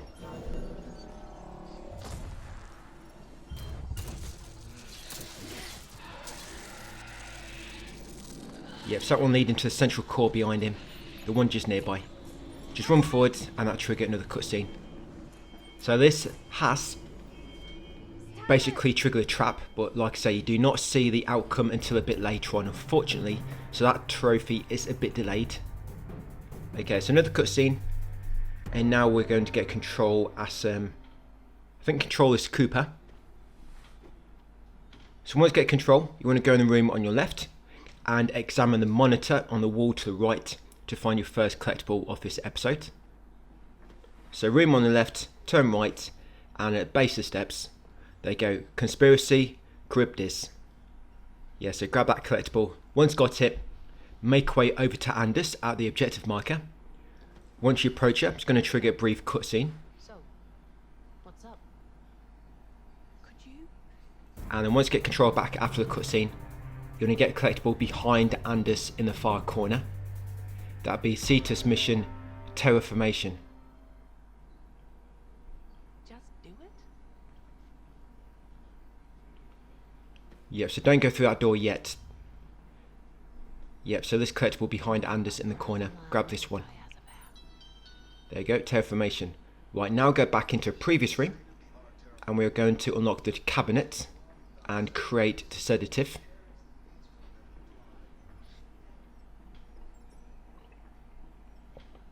Yeah, Williams is close by, but shouldn't notice that we're actually creating a sedative to use on him. So come to this monitor, interact with it, and that should activate, yes, that lock to the right, so we can unlock the chemical cabinet. Press the button, come to middle, and interact with it twice, and then the code you want to put in is 168. 168, and choose the green tick afterwards to confirm that input. Brief scene, you've crafted the chemicals now, and go back to Anders and talk with her to trigger about 4 dialogue choices. And after these dialogue choices, Cooper's destiny is locked in. And what's great about this, you've got 4 choices in the same scene, which you get a destiny. So it's very easy to kind of reload this, of course, at the end of the game and get her other destiny. So yeah, talk to Anders after crafting the sedative. So 4 dialogue choices coming up. So first one, we want to choose doubt. Do you really trust him? Yeah, choose doubt first. It does not make any sense. So choose doubt, the one on the left. Why would he crash? That increases her professional trait. Right, another brief cutscene. The next dialogue choice, we want to choose disapprove.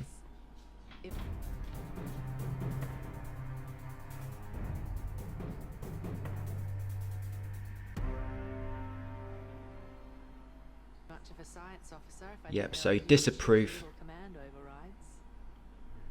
And that looks like it's a 1 on the right. That's against regulations. Yeah, disapprove. Make sure you pick that one. That will increase her professional trait and decrease her playful trait. 2 more choices coming up with Cooper for now. You could get court-martialed. All right, calm down, Mum. I remember a time you. The next one is not long after that one we just done. So for this next one, we want to choose remonstrate. I thought we were past this. So 1 on the left, remonstrate. I thought we were past That will increase her genuine trait at the bottom there. The one which don't really matter. this wild Right, then 1 more before destiny is locked in. back in therapy. And for this one, we're going to choose question. To get in touch. Yeah, a bit of a longer scene between that 3rd one and this 4th dialogue choice. So like I say, we're going to choose question, and that will increase her playful trait. Putting us all in danger. So question, the one on the left, what do you propose we do, eh? So question, Okay, then. and that will increase playful. And now, because her playful is the highest trait, yeah, quite a big boost we got on that one. What do you propose we do? She's going to become the rogue. Have a deeper look at that drive. But Yeah, that'll be her destiny locked in. Cooper, the rogue. I'll get a trophy coming up as well. Say it was a side effect of the shot we gave him earlier. Yep, so here we go, destiny, there you go. Cooper, the rogue. I'll send him to sleep. The rogue pilot. Sorry, medical officer. I think Young's a pilot, ain't she? Yeah, there we go, the rogue. Right, another cutscene. You up if nothing else? Then we'll head back into the previous room, interact with Anders, and that'll be it for this kind of like exploration segment with Cooper. I love you too. Right, so yeah, back as Cooper Trooper. Just go and talk to Anders back in the previous room. And we should get a trophy. It's this decaf. Sedated Williams. As long as you've always picked the same choices as me, guys, and follow me quite accurately, all this will work out. If it doesn't work out, it's probably because you've missed something somewhere, or just messed up a dialogue choice, or QTE, or maybe got caught when you weren't supposed to. Or grabbed, I guess. As long as you break free, it's normally okay outside of them earlier parts I mentioned. We just need to always break free, pass all the QTEs, and always pass all the button mashes. But anyway, there's a cutscene there, and I've just sedated Williams. You'll get that trophy, which you just saw pop up on screen. It's this decaf, sedated Williams. Basically, Anders goes into his office and gives him a lovely cup of tea, and that's what sedates him. So another cutscene, and I've got a timed dialogue choice coming up, by the way. This is timed, so make sure you're ready. So we want to save Anders. So this timed dialogue choice, make sure you save Anders, the one on the left. This does not increase your trade either, by the way. So save Anders, very important. As long as you got the fire on, you know earlier in the game we could deactivate landing computer or the fire controls. If you deactivate landing computer and then rebooted the fire controls a bit later, then Mitchell is saved automatically, which is really good. So that's why you save Anders, because if you save Mitchell, Anders will, I think, pass away. But Mitchell won't, so you get saved automatically. Now Fliss, you need to make sure you pass this. I think if you mess that up twice, she might die. So just make sure you complete that. Now, if you miss the first time, you might want to just quit and reload, so you get 2 chances back. So like I say, if you miss that second chance of trying to open the door lock, she might get very cold and turn into a rock of ice. And of course the game will save, and it means you'd have to go through the game again in order to get back to this point, because of course you're on Survivor. But yes, this stakes raw. You get a trophy. Mitchell and Anders survived the experiment unharmed.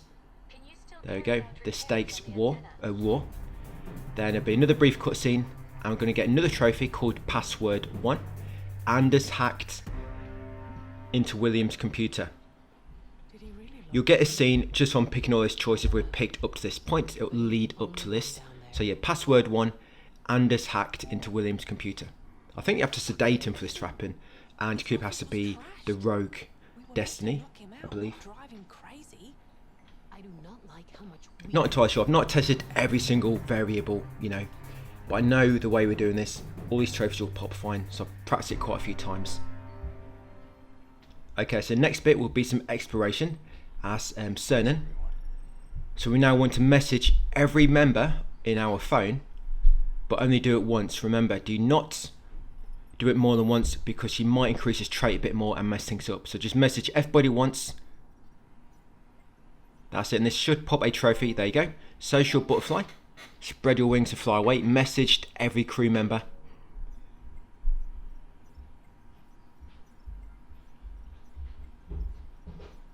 Yeah, there we go. So that trophy's out of the way, guys. Don't need to message anybody anymore, but we probably will do a bit later with Cernan anyway, just to increase his trait slightly. Right, so come up here and grab his collectible. This will be Secrets Cassiopeia Orbital Oddities, and the code you want to put in is 3196. So put in the code 3196, and to access this collectible, you have to put in the code, interact with it, and slide through each, basically slide on this monitor. That's it. Go through each slide, like so, and then the collectible will in a moment pop up. Just wait for it. It's a bit delayed, so I want to make sure it pops up on screen to confirm it. Oh, there we go. Orbital Oddities. Like I say, you have to put in the code, then scroll through each slide, and then you should get a collectible on the last slide once you view it. Come into the cockpit at the end, because in here is another collectible, just on the counter to the right. There you go. Grab that nice little drawing. Cassiopeia to-do list. There you go. Once got a collectible, now you want to make your way towards the objective markers. There'll be 2 elevators. We want to go to the elevator on the left, because there's a circuit breaker just outside it. We're going to reroute power, open a nearby room, go in and find another collectible. You need to make sure you do this before you use the elevators. So yes, make way towards the OM. There'll be 2 elevators, basically one on each side. So take the path on the left. Yeah, see there is the circuit breaker. Use your scanner so you can enter out of it and reroute power to the left. Come inside storage and grab the collectible on the far screen.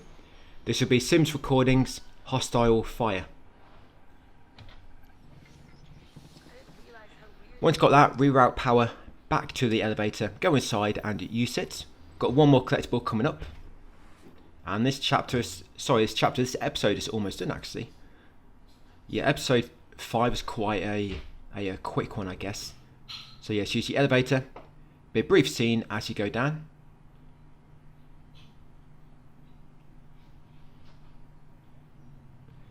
Now when you see Cooper run into a room, you want to ignore that room for a moment, because you want to go down the steps on the right and grab a collectible.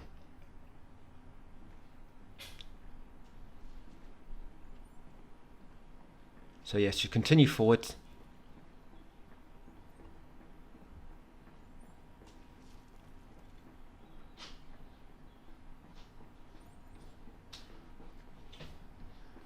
And there's Cooper, so just ignore her for a moment.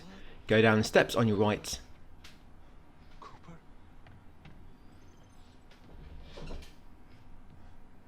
And there'll be a picture on the floor.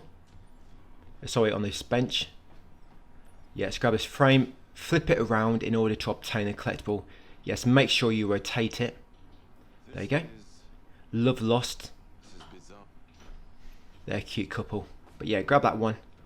Now that's all we need, so make way back, go into a room where Cooper went in, guys, and that'll trigger a cutscene. And that'll be it for this exploration segment. So 2 more dialogue choices and then that's it for the episode. So next dialogue choice, we will want to pick Inquire. That will increase philosophy with Cernan. So choose Inquire. Yeah, the one on the left. How did he get here? So choose Inquire. The one on the left. There you go. Like I said, that will increase his philosophical trait. Right then, in a moment, another cutscene. We'll get control of the cameras very briefly. We're just going to scroll through each camera.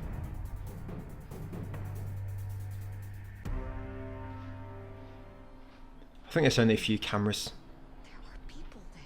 Yep, so here we go. Just scroll through each one. It's quite quick to do.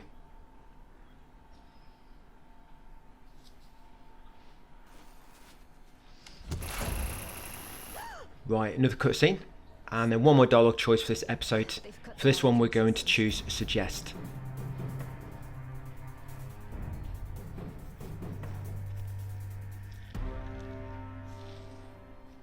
And this will be Esley, and it will increase her rational trait and decrease her sympathetic. So choose Suggest. Take Cernan. Yeah, Suggest on the right.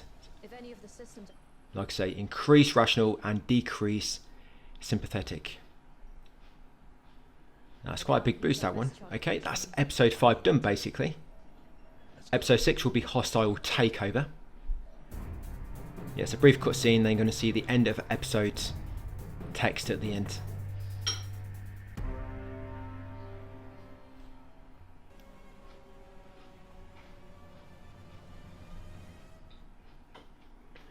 Yep, end of episode 6, Mr. Williams. Mr. Anderson. Okay, so his first dialogue choice will be a time skip. We're going to choose Sympathise. That will increase Loyal with Young, her trait. So again, we're going to choose Sympathise. That'll be the one on the left. I know you made a promise. Yeah, Sympathise, increase Loyal trait with Young. Right, then we've got a bit of exploration. We've quite a few collectibles actually in this one. What's that? 3, 4... I think 7 collectibles. Wow. Or 8. 7 or 8.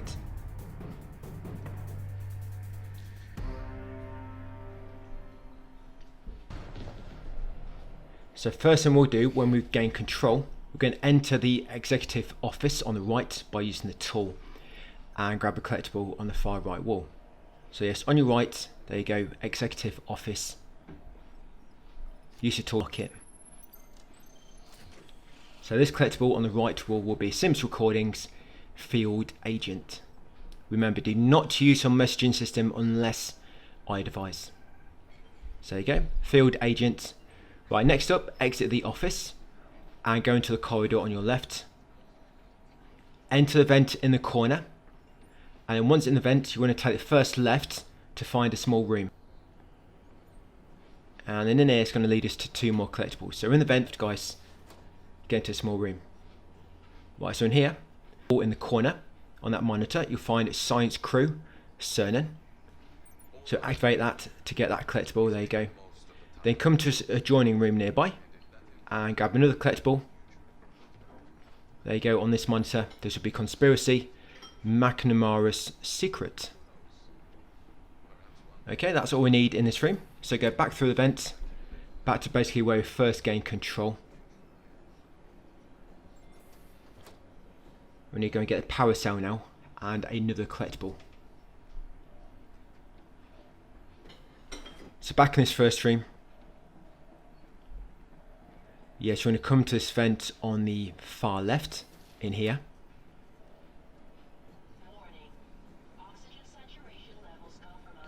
Yeah, make way through this and eventually we'll get to a large hangar. Yeah, I think in this exploration segment they've got us kind of like operating a crane. You might think the gameplay is going to get a bit more give us a bit more to do now, but this is about the extent we get. Yeah, it doesn't really get any more complicated than this. Yeah, this crane we operate is about as complicated as it gets. And I guess the power circuits as well. So once in this large hangar, come down the steps on your right. I don't think there's an enemy here, but remember, if you ever do get caught, just make sure you break free.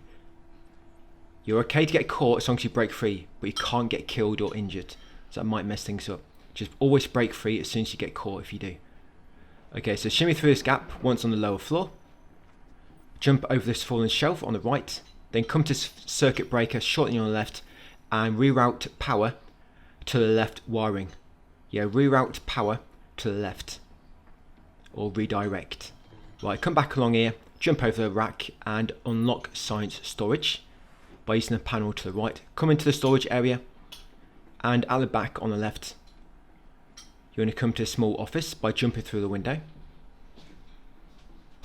And in here you'll find a collectible at the back, there you go, on that crate. So another document. Yeah, Cetus mission and making the call, that collectible is. Once got that one, go back to circuit breaker. I'm going to send power back to the crane, but we want to send power to the bottom route now. So you want to redirect power to the bottom circuit. So back across the shelf, go left. Remember to scan so you can interact with it. So the lower wire, there we go. Then come over to the crane in the middle and interact with the clamp on the side. There you go. Press R2 to release a clamp. A clamp. You might get cramp when you try to release it if you don't do it correctly. And then go back to circuit breaker and redirect power to the right. Now send it back to the crane itself. Then come over to the crane, use the monitor, pick up the crate and then guide it along the rail. You can see on the bottom left the diagram. Basically got to slide it right, up and then northwest into place. And then once it's near where you want to slot it, you press R2 to finish it off.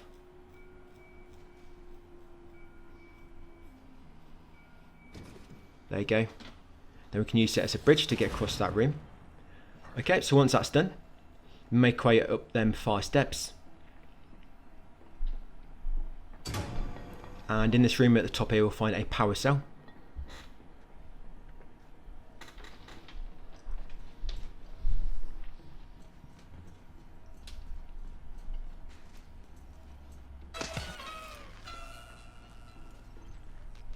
So once got a power cell, go out the nearby door and make way to the end.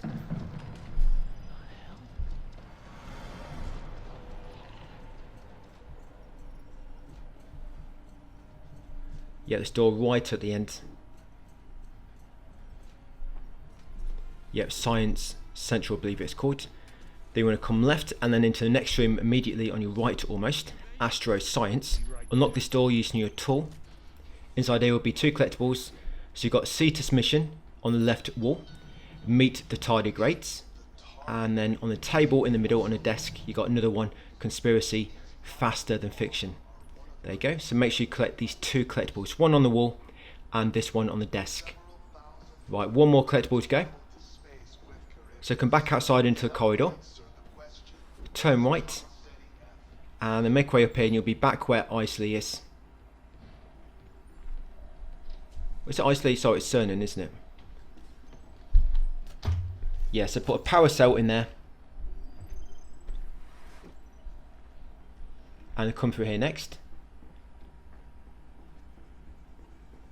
Now before you go through the far door, you just want to get a last collectible on your left. There you go, that last collectible would be Flight Crew Stafford. Right, and then come back on here and go into hydroponics.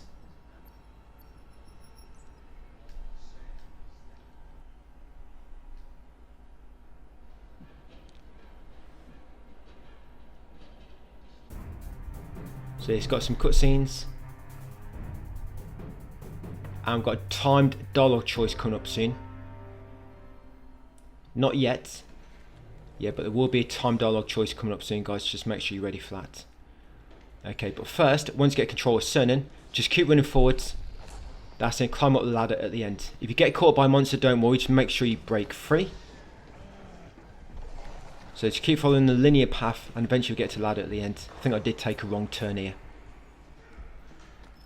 So yeah, like I say, if you do get caught, just make sure you break free with the parry and continue over here. So come up this ladder, guys. Now complete this segment. So again, we've got timed dialogue choice coming up.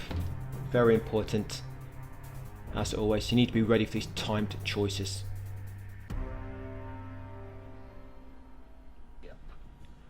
So for this timed dialogue choice, we're going to choose stand down. Yep, so choice on the right, stand down. There you go, and that'll give you supportive for Stafford. Yeah, it takes a while to come in. See now, it says traits updated, so it should have come in by now. But yeah, that increases supportive traits, bit delayed that one. So yeah, stand down, and in a moment you'll get a trophy. Suspect acquitted. Williams was identified as human. Yeah, cat's out of the bag now, knows all about the sedative. Get me out of here now. Release him. There we go, suspect acquitted. Everyone's calmed down from this madness. Locking up your basically commander like that is not a really good idea, is it? And sedating him at the same time. Right, so next dialogue choice will be concede.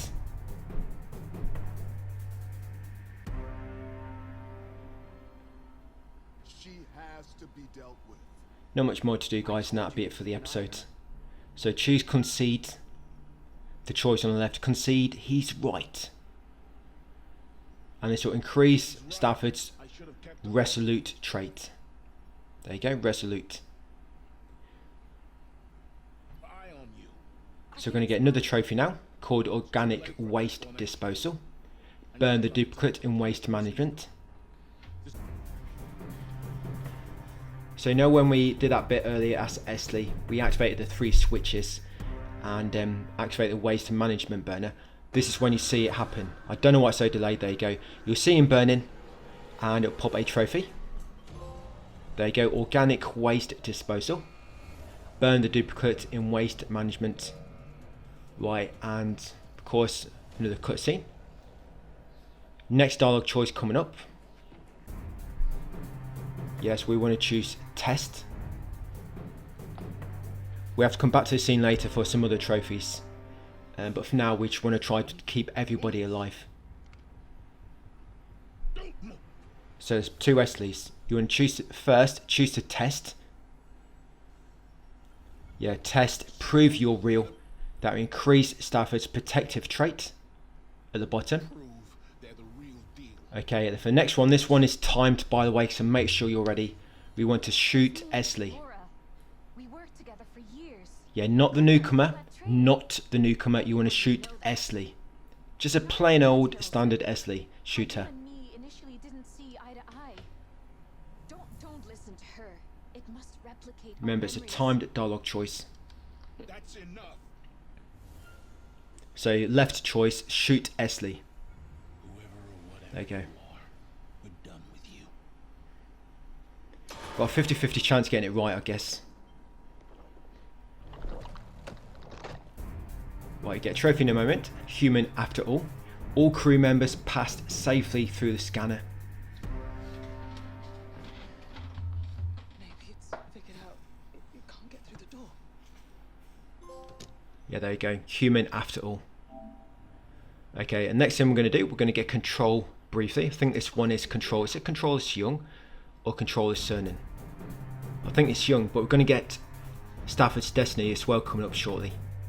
But because we've got both his destiny traits at a very similar level, it's going to be easy to kind of like switch them up later by just reloading a scene near this part. So once in control is young, no collectibles, just make your way upstairs.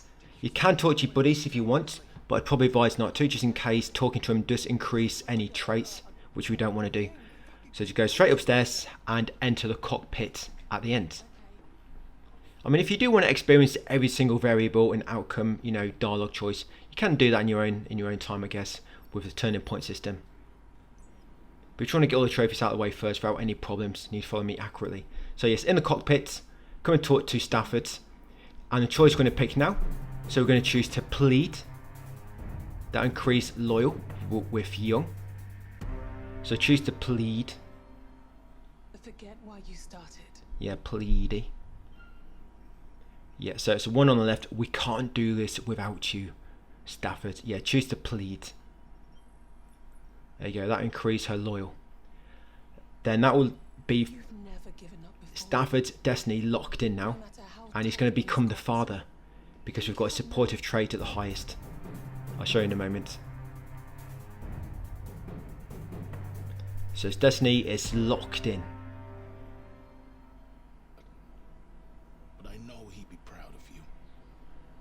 Yeah, forever talking about my father. There you go. Stafford the father. So like I say, supportive is high. It's just very, we can't actually see him. That's young, that's going to, so there we go. So supportive is higher than resolute.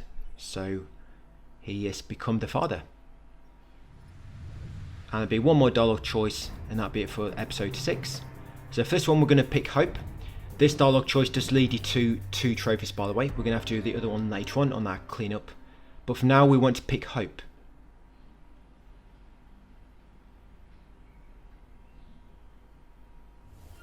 Yeah, so have a good look around, guys. Look into everybody's eyes and choose Hope. Send a distress call. Yeah, so choose Hope, send a distress call, and that will increase his supportive and protective traits. But of course, now it doesn't really matter because we're locked in his destiny. So that increase supportive and protective. Choose Hope, and that's basically episode 6 done, guys. So 5 and 6 done. It's going to be a cutscene. We're going to get to the end of episodes. Text on the screen. So it's got 2 more episodes. That'll be game complete, guys. And then we're going to do the cleanup, get all the other trophies out of the way. Yeah, so hostile takeover, we've just completed it. So thanks for watching, and I'll see you on part 4 tomorrow.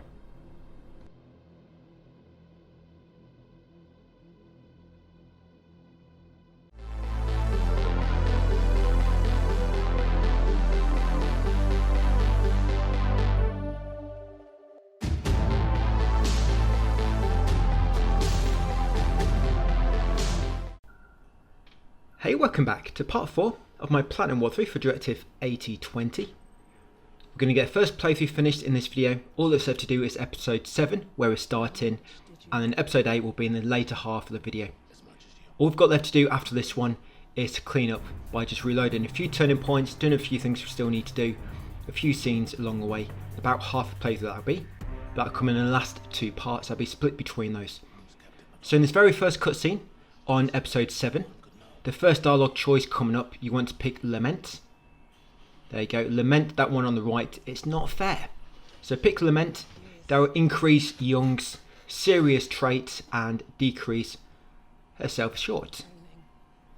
The text guide, by the way, is complete, so if you do want to just push on and get Platinum out of the way, you can't hold on a few days because you need to just get the game done.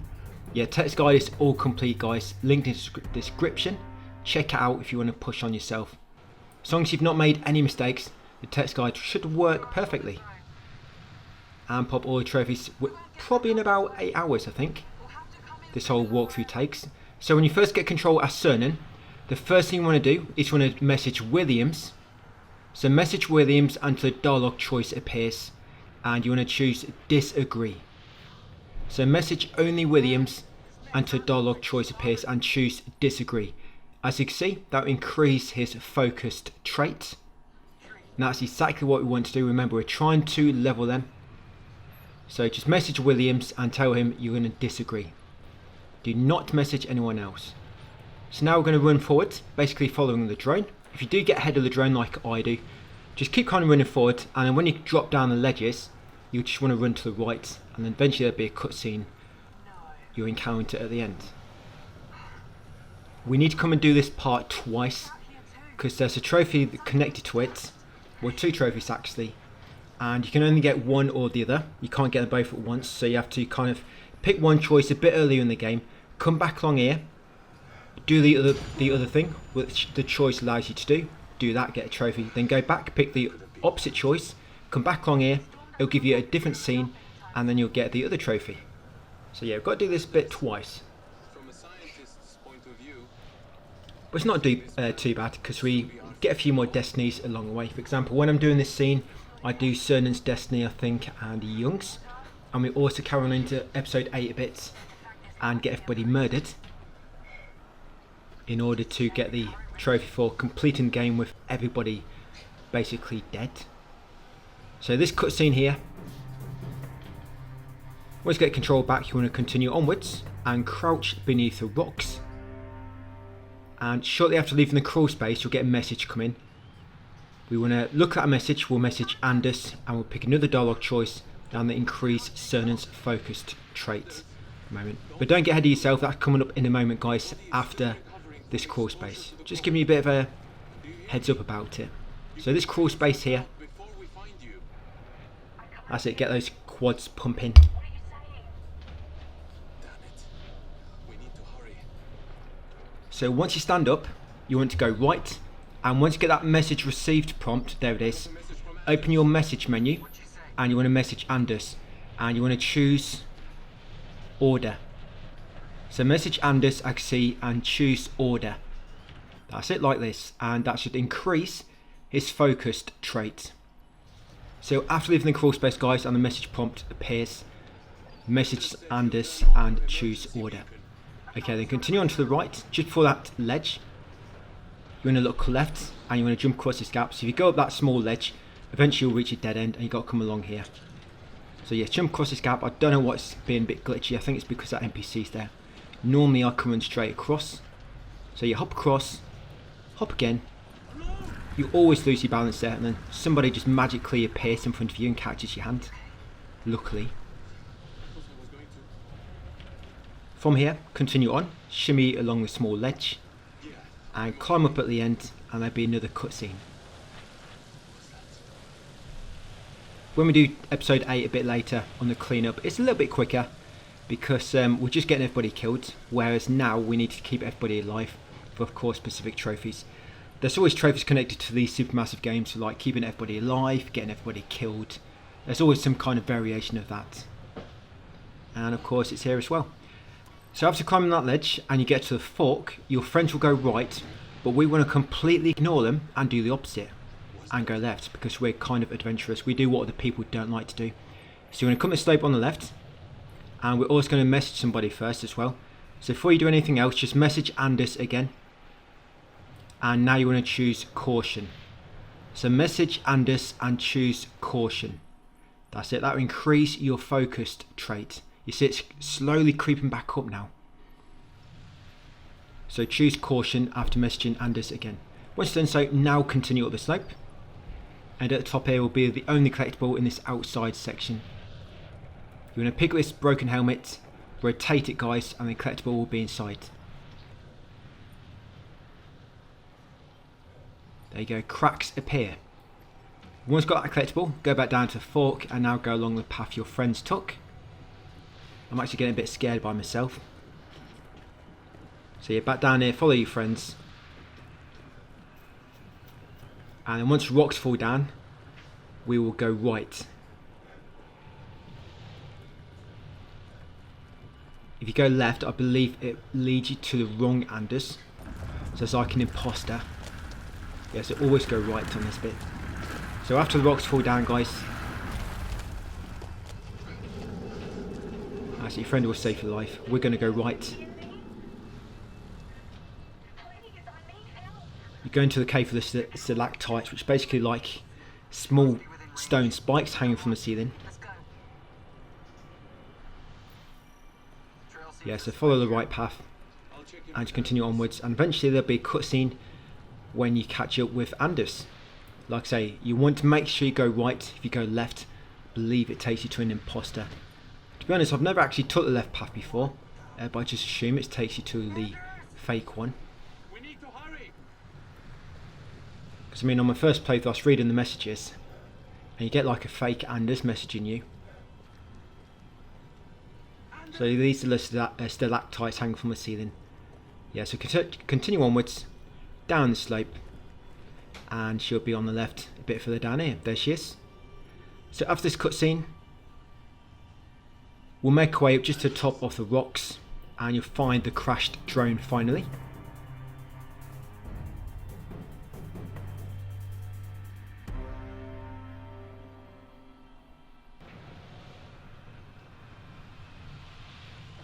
Drone, probe, whatever you want to call it.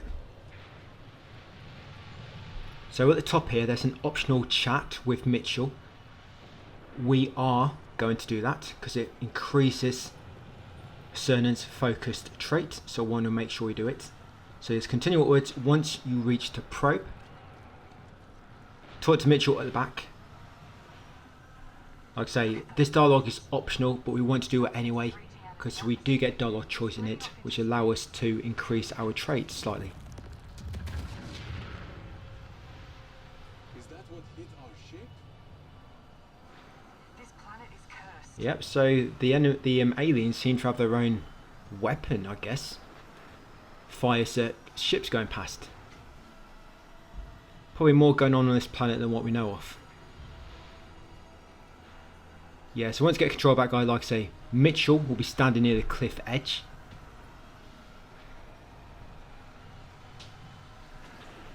Yes, there she is over there. Go and tickle his hand. So for the dialogue, we want to choose encourage. So choose encourage for this.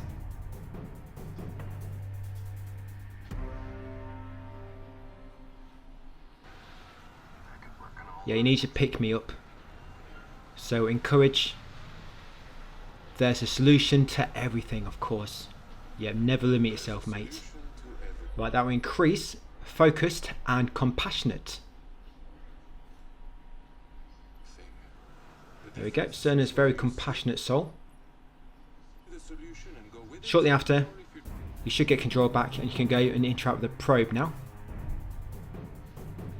You want to go to the front of the probe. You want to press R2 to remove the damaged chip. Then we need to go round back and get the new chip, the replacement. Yeah, so front of the probe, guys. As it, take out damaged chip. That's it, take out little SNES cartridge. Go around the back where the replacements are.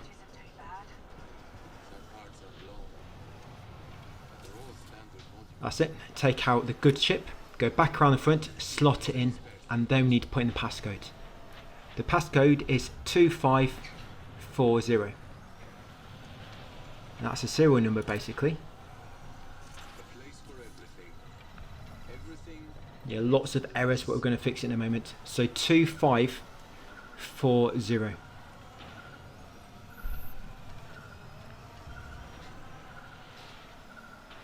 Yes, and accept. In a moment you'll get a trophy. Message in a bottle. Young sent an SOS to the Andromeda. So you know at the end of episode 6, I think it was, Stafford could pick between sending a signal, sending a warning, or sending an SOS. They both lead to a trophy each. This way you've got to come back from that part and come all the way to here again. Because that's that trophy, guys, which is popped. Message in a bottle. Yes, Young sent an SOS. Then later on we'll get the other one for sending a warning to the Andromeda. So once trophies pop, there'll be a cutscene. And then you need to press R2 to play the old messages on the panel.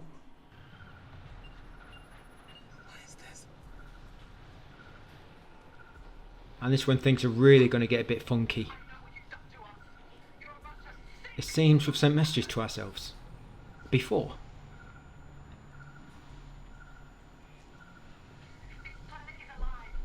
So there'll be about 3 or 4 old messages to watch.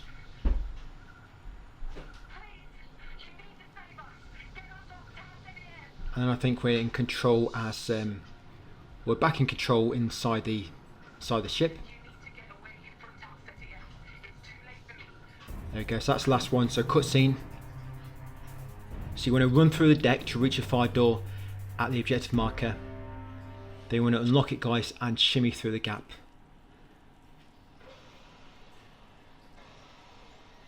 Yeah, so once you get control as Young, yeah, so continue forward, guys, through the deck to reach the fire door, unlock it, and squeeze through it. That leads us to the pod room.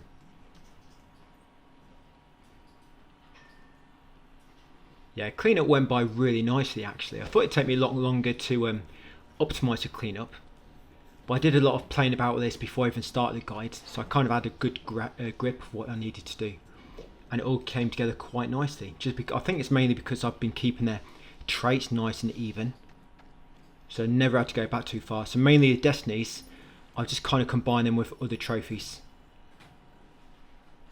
So that's one way you have to kill everybody at a scanner. Of course we have to do that other warning to the Andromeda. And we need to do one at the end where you have to send a backup team to fuel up ship. Yeah, I've tried to combine the destinies with those. Okay, so once you get to that door at the end, you're in the pod room. So in here, it doesn't matter if you get caught, by the way, just parry the enemy. I mean, don't get killed, just parry the enemy to get free if you do get caught, by of course pressing the correct QTE. So you first want to come to this far left locker room, press the panel at the back of the pillar to unlock this door over here.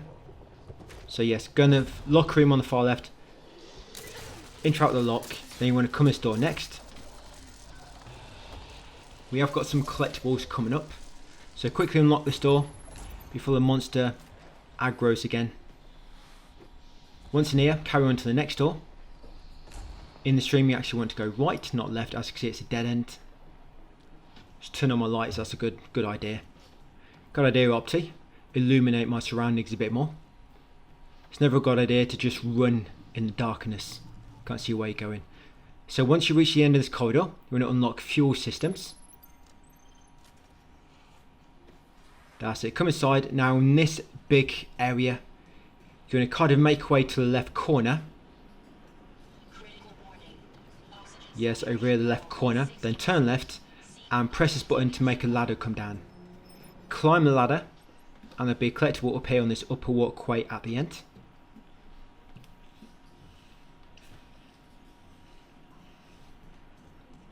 This collectible will be Conspiracy, McNamara's Confession. There you go. Grab that one. Then you can drop down in this part where the rail is broken. Drop down there, then continue along this central path. Yes, all the way to the end. And you want to shimmy through the gap near the elevator. But before you use the elevator, there's a collectible on the wall just past it. So make sure you get that first. So yes, continue in this room. Follow it around to the right, guys. Shimmy through a little tiny gap. Ignore the elevator for a moment. Yes, and the collectible is on the wall to the right of that reactor room. There it is. Grab this final collectible, Mitchell, in this area. And come back to the elevator, guys, and force it open. So there'll be 2 button mashes here. Of course, make sure you pass them both. or button hold. So yes, make sure you hold and complete this. So yeah, make sure you complete them both. That's it. Otherwise, I think Young will die. I've not tried every single variable. I mean, I think this trophy list, compared to Frankstone, is quite simple. So there's a lot of variables I've not even seen myself. So once you've done that, there'll be a cutscene and you'll be control as Cernan. That's it, looking for his husband. So once you get control as Cernan, you're going to message Williams. And the option you want to choose is state. So message Williams only and choose state on the dialogue option. That will increase your focused trait. There we go. And this destiny is picked at the start of episode 8, by the way. So that's Cernan. Only message Williams and pick state. Then once you get control back, you want to turn around and go around the far corner where your friends are, and you'll find this power circuit on the wall. On that power circuit, reroute power to the top slot, then come to the nearby room. You can see through the window, unlock the panel at the back. Then come around the side, jump through a window, guys, and in this room you'll find a document. There you go, conspiracy duplication analysis. That's the only collectible in this exploration scene. Right, so back out the window, go right, shimmy through the gap. Like I say, no more collectibles in this scene. There's my brother and sister over there. Right, so continue around here, or Cernan's. And you continue on into science observation. So you want to make your way all the way to the end, into the far left room, and that's where we need to find a power cell. Then we come back to this door, which I'm just passing on my right. Lob the power cell in, go in that door next, and then make a left. Maybe it's this way. So in this room, yes, you have to press R2 to open the gate. Then come through the gate, jump up on that crate, then you can get to the other side of the nearby gate, the adjoining gate, unlock that one from the inside. Then come back around here, guys, through the unlocked gate and grab a power cell on the wall. So once got a power cell, just backtrack now to that door we passed earlier. I think it was Geoscience Lab, was it called? Yeah, this door here. That's it. Place in the cell to give it power. Head through. Now in this room, there's no collectibles, but you do have to activate 3 different power circuits. The first one is downstairs in the far right corner. The second one is downstairs in the far left corner. And the third one is basically up here near where we are now on the upper path. But you have to do them all in order, because basically one directs power to the second directs power to the third, and the third gives power to the door at the end, which you need to pass through. So if you do get caught, it's not a big deal. Just make sure you parry the monster and break free. I mean, do not get killed. Just make sure if you get grabbed, you break free, guys. But of course, passing the QTE successfully. So continue down steps. Go right, like I say, it's the far right corner, the first one. Remember, you need to press square to make this pop up for you to interact with. So reroute to the bottom slot. Then you want to make your way over to the left corner. That's it, should be behind this set of steps. Yeah, I almost always come across a monster again on the way to the second circuit. So yes, taser his groin. Get it right between his sacks. And reroute power to the top slot. It's probably got more than 2 actually. So once you rerouted power on the second power circuit, you're going to go back upstairs. And now the power circuit will be working in the top room, and we can finally direct power to the door we need to go through at the end of this upper walkway.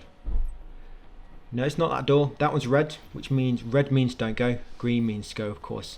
So come in here, and yeah, so reroute power to the right slot. That's it. The door is open now. So just make your way around to the end of the walkway. You might encounter the monster on the way there. I don't mind trying to avoid him here. It's probably quicker to just run into him, parry him, and then run past. Then wait for him to run past himself. So yes, run to the end here, guys, and unlock the door by using your tool. You got a tool using a tool. There you go. And now we just use this tool on another tool. A lot of tools in the making of this game. Right, so carry on through here. And there'll be a cutscene. Sneak past the life form, well done. We did get grabbed a few times, but still did the trick. So once you get control back, now carry on through the infested deck and towards the next objective marker. In the circular room, well, it's more like a hexagon or something, you want to go right, shimmy through this gap, and in a moment we'll be running. There'll be like a chase scene. Don't worry about Shirley there. She's sleeping. She always does that. Yeah, she's a deep, deep sleeper. I think it's Shirley. But anyway, another little cutscene. I'm not going to cut this one, so it's very short. Right, and then we need to get a move on. That's it, pull your finger out. Let's get moving. Oh look, the whole family's coming out now. We've set them all off. Oh yeah, best run for it. So just keep running, follow your friends. They went left. So of course we're going to go left as well. You can just run into these to vault over them. Yeah, don't try and crawl underneath, go over the top. Trust me, it's quicker. That's it. When you shimmy through this one at the end, be ready to mash some buttons. Or sorry, hold some buttons in, depending on what your accessibility settings are on. So there you go, button mash. After that one, the big cutscene. And I think one more dialogue choice, and then that'll be episode 7 complete. We will get 2 trophies in a moment. You'll see him. We'll get Stealth 100, returned to Bridge Ops without losing any characters, and cat's out of the bag. Persuaded Williams to reveal the truth about the mission.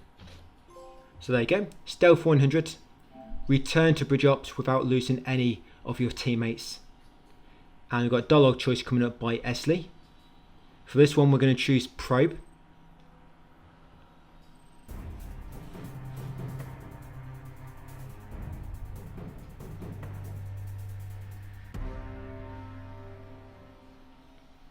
Why would I?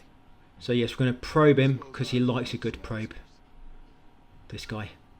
So probe, the one on the right, why keep us in the dark? Yeah, we're going to stick that probe in a very dark place in a moment, I reckon, if you don't tell us. So that will increase her determined trait, the one at the bottom, which don't really matter. Why? And then it'll be another cutscene, and we'll get another trophy, cat's out of the bag. Persuaded Williams to reveal the truth about the mission. And that'll be episode 7 complete, guys. Last episode. Remember, once you complete the game, you'll unlock turning points, and you'll finally be able to go back to any scene in the game. I kind of know how the turning point system works, because I know from Frankstone it's basically the same. It's the same as Frankstone. They've just called it turning points now, but on Frankstone it's called cutting room floor. And I think it's a bit cleaner now as well, because Frankstone, I think it's like one long and it's a bit of a mess, but now it's of course divided by chapters, making it a bit easier. But you still sometimes struggle to find one when you zoom out, because sometimes it's hard to go all the way down to the bottom scene or one at the very top if there's like lots in one part. But yes, episode 7 complete, Revelation. Episode 8 next, Come True. That is the name of the episode.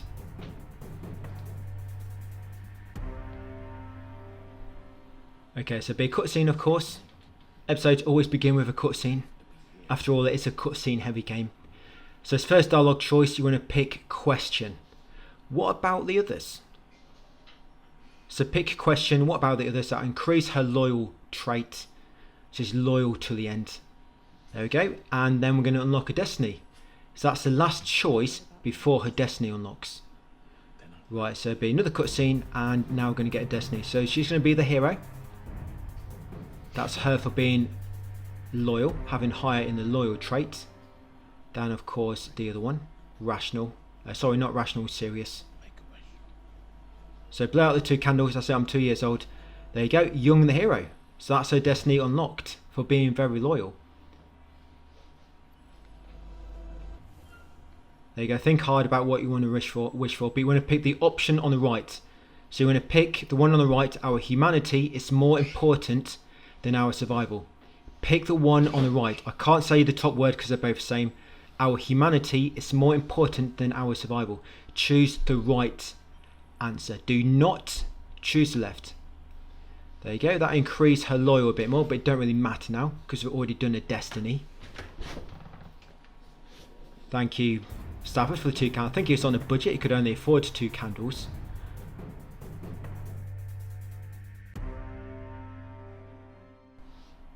We can get home. Escape from the cycle is impossible.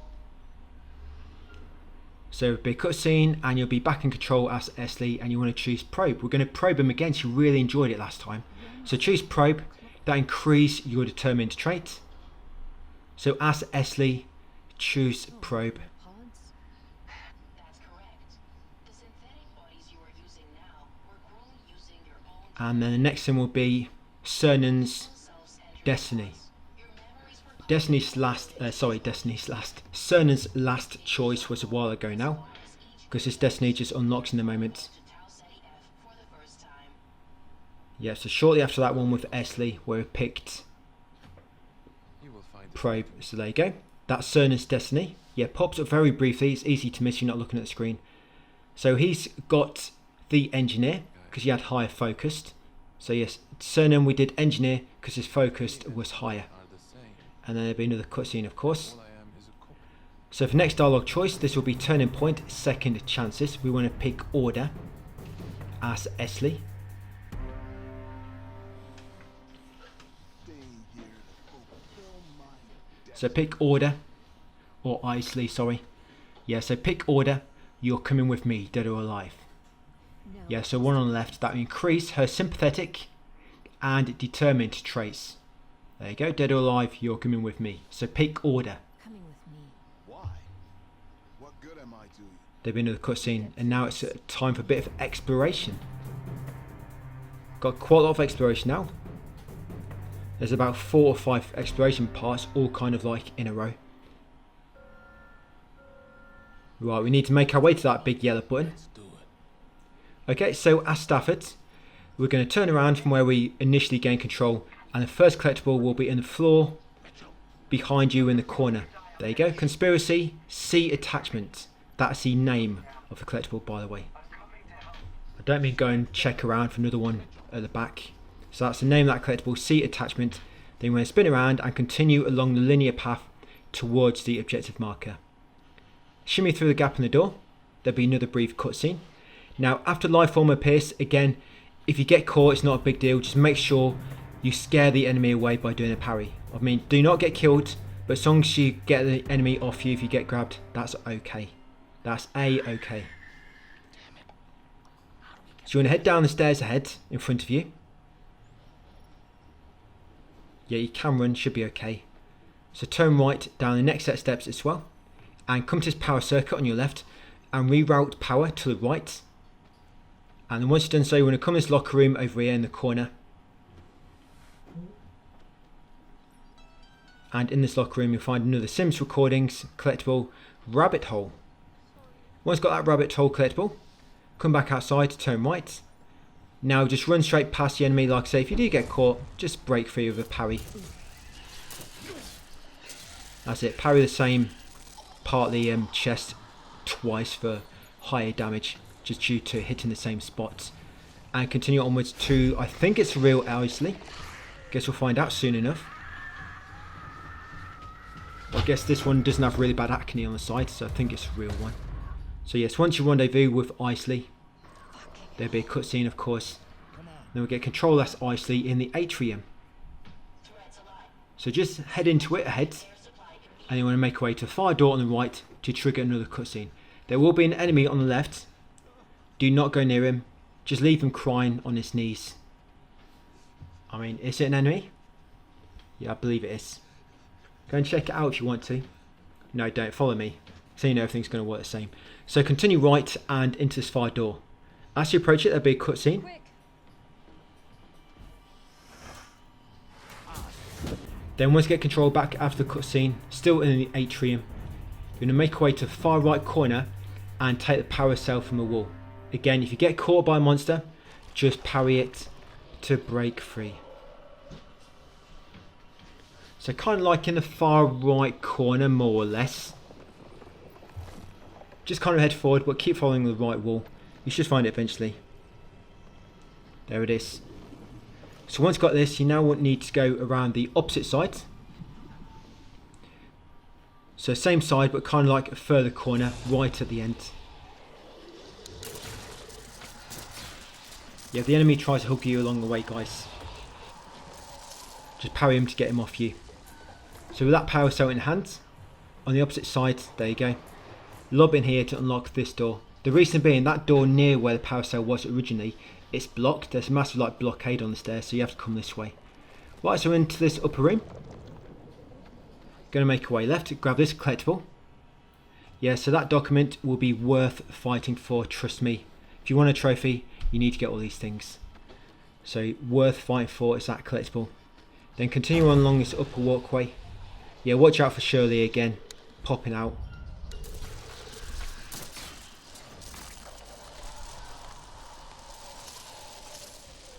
Looks like Shirley's pregnant actually. Ah, congratulations. And then when you continue on, yes, all to the OM, you see your buddy over here, Stafford. He'll close the door behind you, luckily. The big cutscene. And now this is another exploration segment. This one is called Mess Hall. So now you can control Stafford.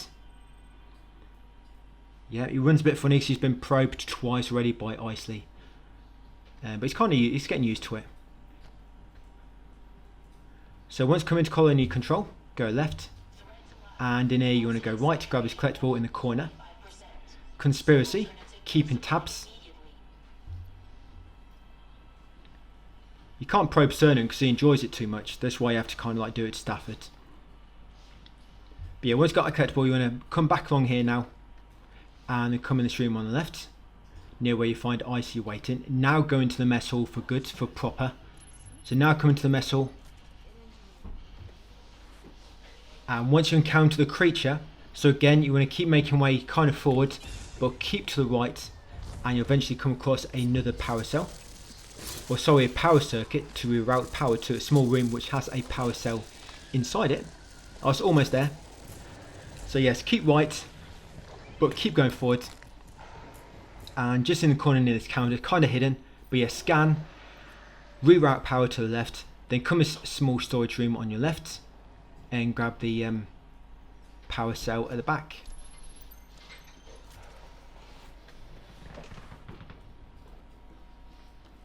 Then with this power cell in hand, spin around. And from this doorway, you want to make your way to the far right door. And you can put power cell to unlock it and continue on to where the maintenance room and the elevators are. So yes, from the doorway to continue straight onwards outside. Place the power cell in the slots. And then come through here, guys. If you don't get grabbed on the way. I think you want to give me one final kiss before we leave. Yeah, so into this room here. Now once you reach the elevator, ignore it for a moment. And come down into maintenance on your right. Grab the 2 collectibles and then we'll purge the elevator so you can actually use it. So you've got 1 collectible in here. Yes, there you go, that document on the crate. Williams 2.0. And then at the back here, guys, will be another collectible on the wall. This will be another conspiracy, classified orders. Right. And then come back to the panel, press it to purge it. Of course, big yellow right and you can't miss it. Then you want to make your way back up to the elevator, use the tool to unlock it. And then use the elevator to progress the story.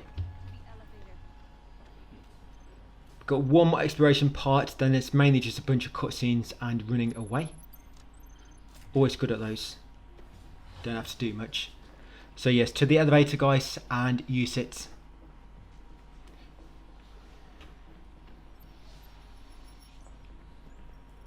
Right, and your friend got in just in the nick of time. I did. Acne cleared up pretty quick.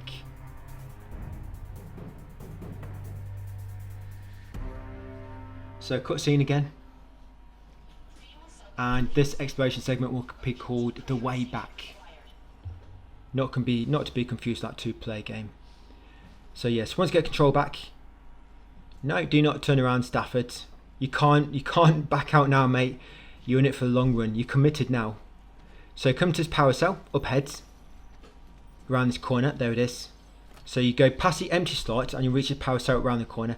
Grab the power cell before going up the steps. And then come back on yourself slightly and put the power cell in this slot to unlock the nearby vent. And then yes, we're going to go through more vents. My favourite part of the game. A bit of vent crawling. Yeah, a bit of vent crawling 2.0. So continue to the end, and we now need to hack lots of panels to make like mainframes come down. You can reach 2 collectibles at the end. One of these is a new collectible, and you have to get this very first one to make all the rest appear in the game. But we're going to get all the rest when we do clean up later. It's only 5, it's not a lot. But yeah, the ODEF collectibles, the first one is always in episode 8, and the rest do not appear until you got this first one. I don't know why they made it that way, but they did. So hack that panel on the left, guys. Lower their mainframes, come past them and lower that power room to the bottom. Then continue onwards. So it's just kind of like a little puzzle here, guys. You have to keep deactivating the mainframes to make them come down. Sometimes you have to go through like a little room or a little puzzle in order to activate a lock, for example. So that power circuit, rotate it to the left. Use this panel to unlock the door. Climb over it if you don't quite go down far enough. Shimmy through here. And then we need to go right to get the final power circuit, I believe it is.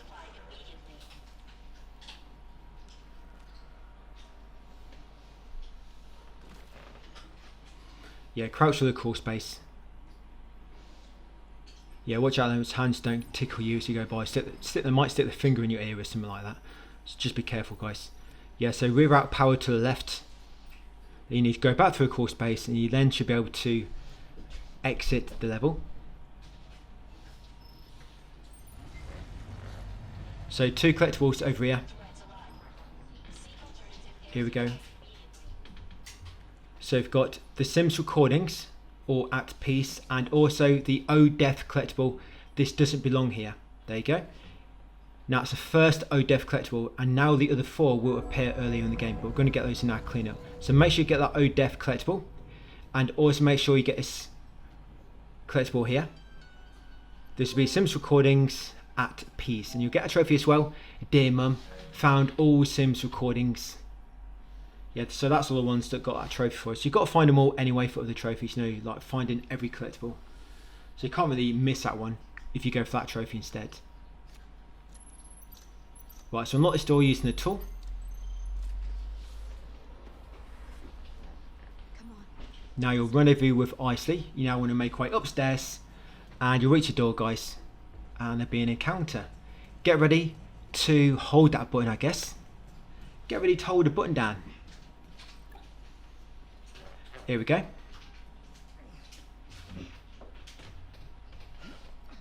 So that button mash, make sure you pass it. There'll be a cutscene. Now we've got loads of QTEs and button mashings, guys. There will be 1 or 2 time dialogue choices as well. So make sure you pay attention to what's going on screen. So first of all, we've got a QTE. As we're playing in Stafford. So QTE, just going to keep running away from the enemy. You'll see this QTE in a moment. But yeah, just keep running. There you go. So make sure you pass that QTE. As long as you press the right button, you are okay. Yeah, so make sure you press the correct button. Continue onwards. We'll shimmy through this gap next.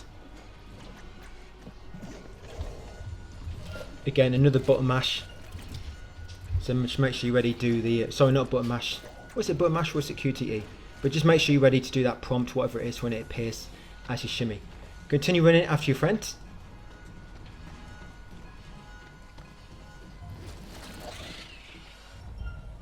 Yeah, you'll get grabbed at the end here, so make sure you're ready to break free.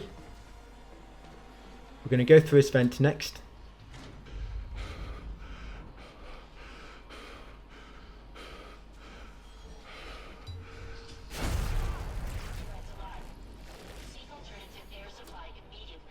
Yeah, make way to the end here, guys. There'll be a cutscene as you leave the vent.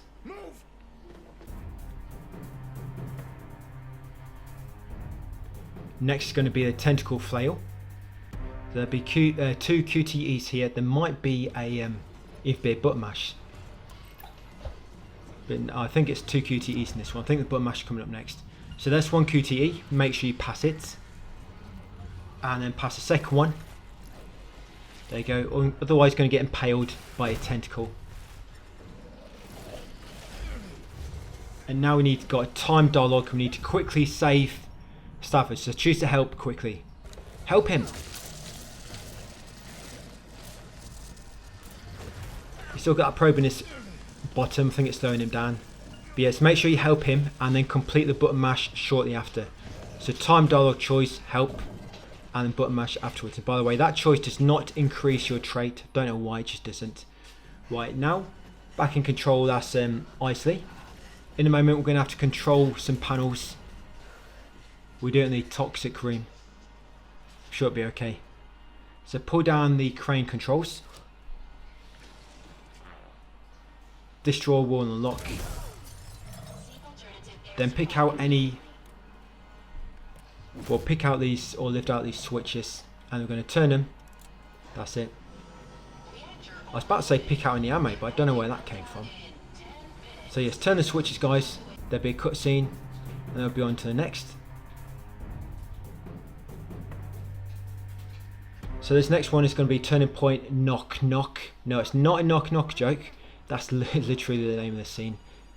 So Mitchell will basically be knock knocking, and we're going to save him. So choose to save. Very important. The option on the right. Choose to save him. The option on the right. Yeah, when you do so, it does not increase his trait, as you can see. Or Koopas. Yeah, it does not increase the trait. So there'll be a cutscene, and we'll get control back on the return of the beast scene. For that, it's going to be another QTE. Yeah, just a bunch of QTEs now, guys, and then we're at the end. I think it's 1 button mash. So that QTE there at the door to avoid the monster. Then you got another QTE. That's it. Once you evade him, another one there.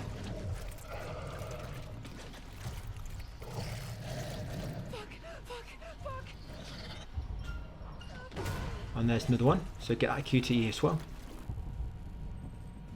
Back to Young. Again, more QTEs coming up. So you got one as you go down the steps. Nemesis will try and slap you again. They got another one as you approach the containers and one falls down. Another one around the back here. Oh, here she is. Stafford's back. Well, once control Stafford. Again, 2 QTEs. There's one, and there's a second. There's a second. I think I might have miscounted with Young's, or just labelled them in a different spot in the text guide. So now you're controlling Isley. So complete that one. Just press X. Yeah, we need to quickly fuel up. So button mash here. Make sure you pass that one. Then playing Cerner next.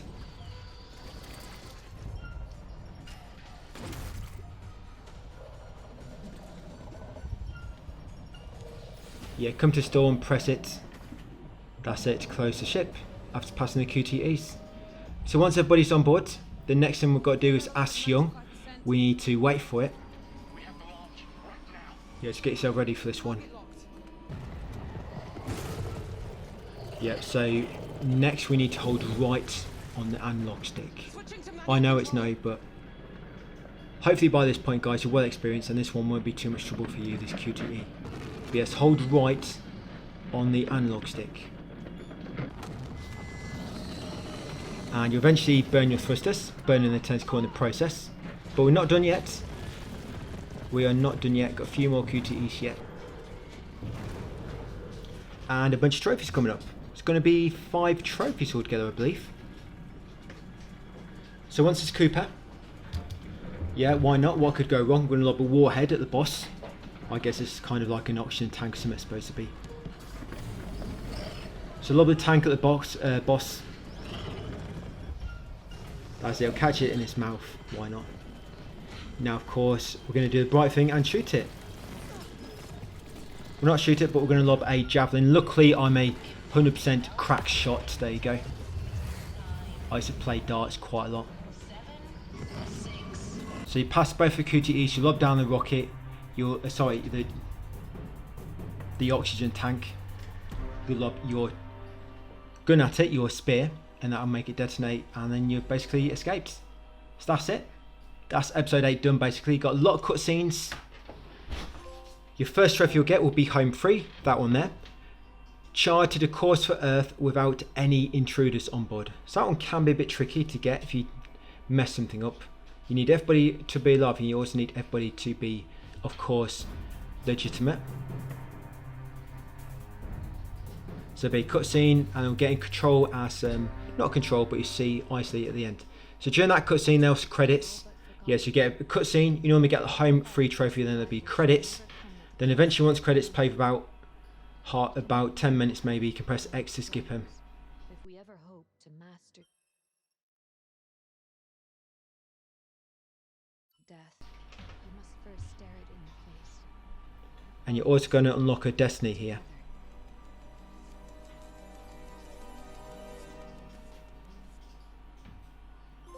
So NDA Breaker, expose the truth about the clone program. Humanitarian, save the whole crew. Live with the consequences, completed the story on survivor difficulty, which was one of the main ones we wanted, and cycle complete, completed all 8 episodes. Like I say, I don't think I clicked on it, but Isley's destiny went up right near the end, and that would have gave us the humanitarian destiny for Isley. So we now need to get the other one with her. But yeah, that's it guys, episode 7 and 8 done, the first playthrough, so all that's left is to clean up. The cleanup, we're going to go back in reverse order by the way, just to the way the saving system works. It's best to do it in first, then do it in a normal forward order. You'll see what I mean once we start doing it tomorrow. But thanks for watching, and I'll see you on the next one tomorrow.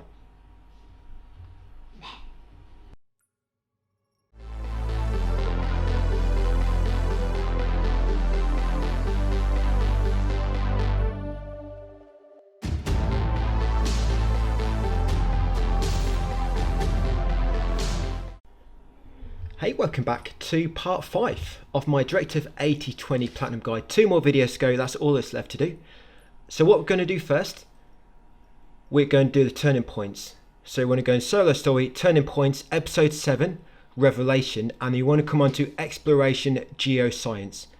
This scene here. So episode 7, exploration geoscience, that scene, and rewind it to that point guys. You'll get that trophy, thumb on the last page, for using a turning point for the first time.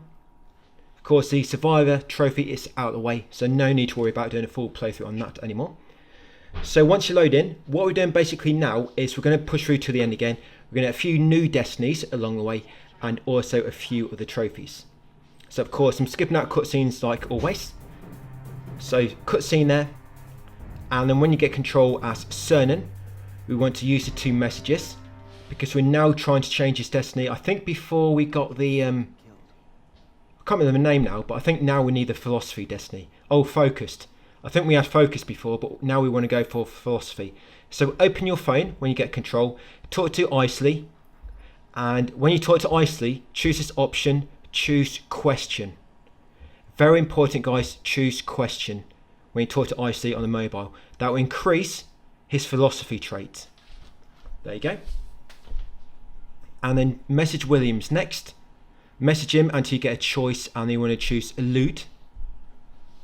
So elude, and that will increase his philosophy trait again. There we go. So that's all you want to do. Just message Isley and Williams, do them 2 dialogue choices. Right, and then continue onwards. No more collectibles to pick up. The only collectibles now are the O Death collectibles. But there's only 4 to collect. And I don't think I'm going to get any in this video. I think they come in the other one. But there might be one at the end. But yeah, there's only 4 more collectibles, but we'll get them a bit later. So continue on forwards.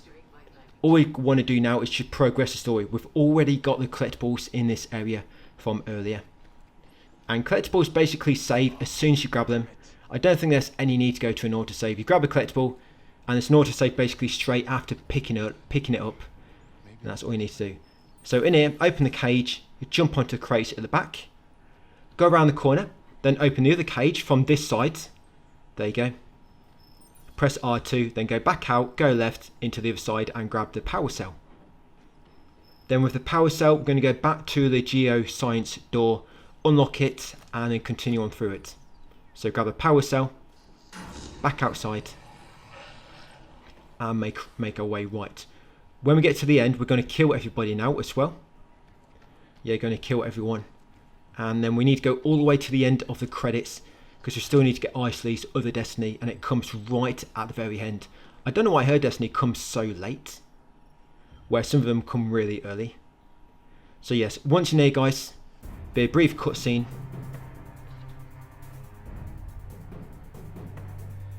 And then in this next encounter, so you've got to go and turn on all the power circuits.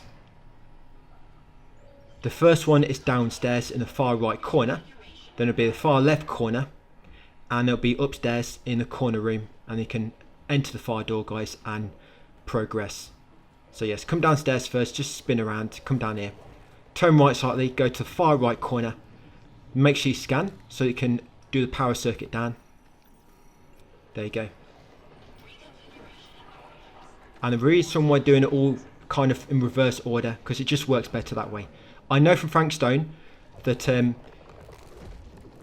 when you do a scene and move on, it kind of saves that part. Then if you have to read that same save at any point in the future, then your saves might be messed up if you go from the start to the end again. But doing it in reverse order, it normally keeps your first playthrough save when you first did those scenes, so it just works better. I mean, if you're trying to load the progress you made on the second playthrough, then of course you got to work around that. But if you just do it in reverse order, it always keeps that save from the very first playthrough. That's why I'm kind of doing it backwards, guys, and not forwards, if that kind of makes sense. So up here, so I've done the 2 circuits down the bottom, that 3rd circuit at the top, and now I can enter the fire door. I mean, you don't really need to understand how that works, because the guide is here to walk you through it all. But I find it helpful to know. It did take me a while to get my head around it when I was doing the Frank Stone guide. But I know this is called turning point system, and in Frank Stone was called cutting room floor. But it kind of works the same. It all works the same. So open this fire door by doing this door lock, and then head inside, and you trigger another cutscene.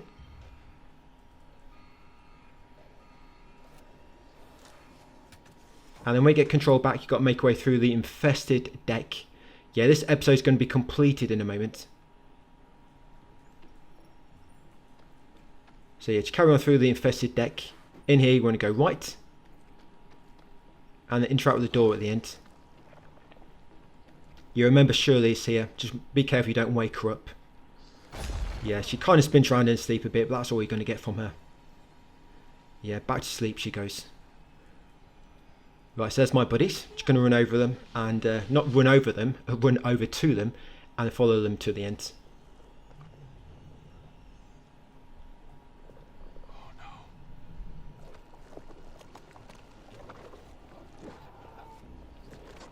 And we're not going to die yet. In episode 8, we're going to start letting people get killed, but not quite yet. We need to keep Cernan alive, because we still need to do his destiny. If you killed him now, then you wouldn't, of course, get his destiny in episode 8. So you have to keep him alive for the time being. So yes, continue onwards, guys. Follow your buddies. Go left here. Jump over that barrier. Continue onwards. Yeah, probably a good idea not to keep looking behind like you're doing. But shimmy through this gap at the end, and then make sure you complete this button mash so you don't get grabbed by Shirley. Yeah, Shirley is very, very violent. Yeah, she's a savage creature, she is. So another cutscene. And then, of course, you pass that button mash. So you've got a choice coming up with Isley. We're going to choose question, and that will increase her rational trait. Yeah, sorry I didn't put the actual time on these cutscenes.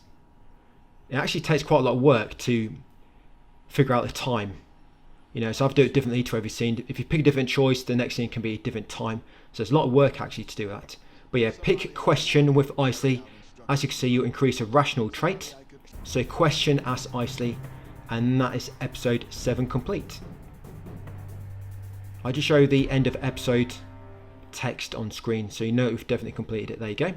So revelation completed, and next will be episode 8. We're going all the way through episode 8, guys, and to the end. and then we'll reload episode 6 and we'll do the other SOS trophy. So we're going to do 2 new destinies. So this next choice, if you follow me correctly, then this will give her her other destiny, because this is young. So for this dialogue you want to choose Lament. Why couldn't it be simple? Choose Lament. That will increase her serious and decrease self-assured. Yeah, so increase serious, and then in the next scene we're going to get her new destiny, the Pragmatist. That's her having serious higher than her is it playful or loyal? One of those. But yeah, so make sure you choose Lament on that dialogue choice.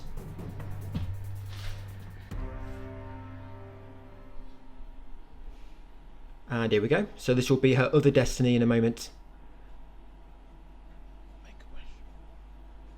Yeah, you don't get to make a wish if you've got the Pragmatist destiny. Unfortunately, yeah, no wishes today. So there you go, the Pragmatist. So we've done both her destinies now. We've done the Hero and Pragmatist. Right, and then we're going to continue onwards, because like I say, we need to complete this episode basically. There's loads of different destinies we're going to get along the way, and some other trophies. So the next dialogue choice will be with Isley. For this one we're going to choose Question. That will increase her rational trait. So question, why not send real people? Yeah, why not send real people? Question. That will increase her rational trait. There we go. And then shortly after that you're going to see Cernun's destiny pop up. Because his destiny, he doesn't really have any dialogue choices right before it. I think his last choice was in episode 7. But we've got him to where we need to. So shortly after that dialogue choice, Cernun will pop up, and here we go. So there you go. His other destiny, the Philosopher. That's for having philosophy higher than focused. So yeah, that is Cernun's other destiny. Sorry I didn't show you the result screen on that point. I think I kind of forgot to do it. But yes, that's both Cernun's destiny, the Philosopher, and the one for getting focused. I think, was it the Engineer or something? Right, next dialogue choice. This will be a turning point with Isley again. So for this one we want to choose Accept. Then you can die here. Yeah, choose Accept. That will increase her rational and also increase determined. Oh sorry, no it won't. It won't, I guess. I don't know why I've left determined in there. Maybe that's from earlier. So yeah, that will increase her rational. And the next up will be some exploration. So we need to get these 2 members killed now, because there's a trophy for sending the second team to redirect fuel. And in order to send in the second team, you have to get the first team killed. Unfortunately for those. So yeah, Stafford and the other person, you're going to die very soon. So once you get control, you just want to continue along the linear path and shimmy through the gap in the door. Then once Shirley appears, you want to let her kill you. Yeah, it's a brief cutscene once shimmy through the door, and then you'll see the creature. Yeah, the creature feature. There you go. Shirley's offspring merged with Isley. So it's going to run into the fake Isley and get killed.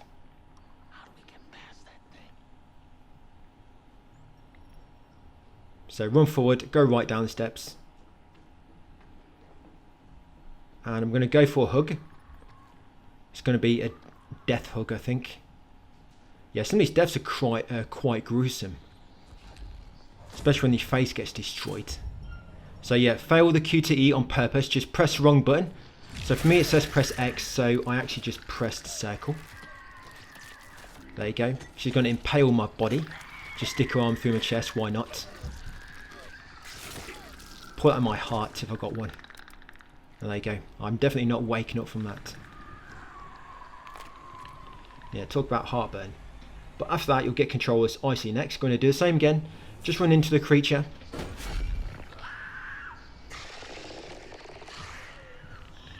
But with Icy, you'll see the creature on the left kneeling down. And you just walk up to him, fail the QTEs. And that'd be Icy. She'll be gone. And then the second team will get sent in and we'll get a trophy out of the way. So go forward into the atrium.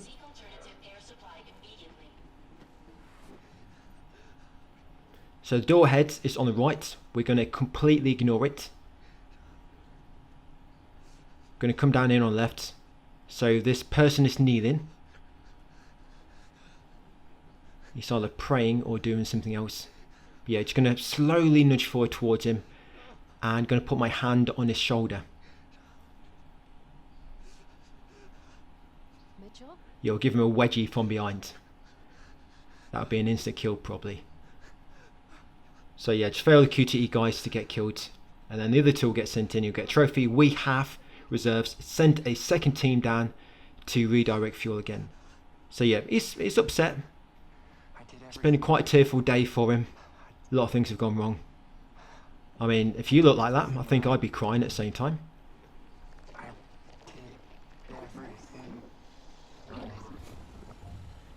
Nothing a bit of makeup won't handle.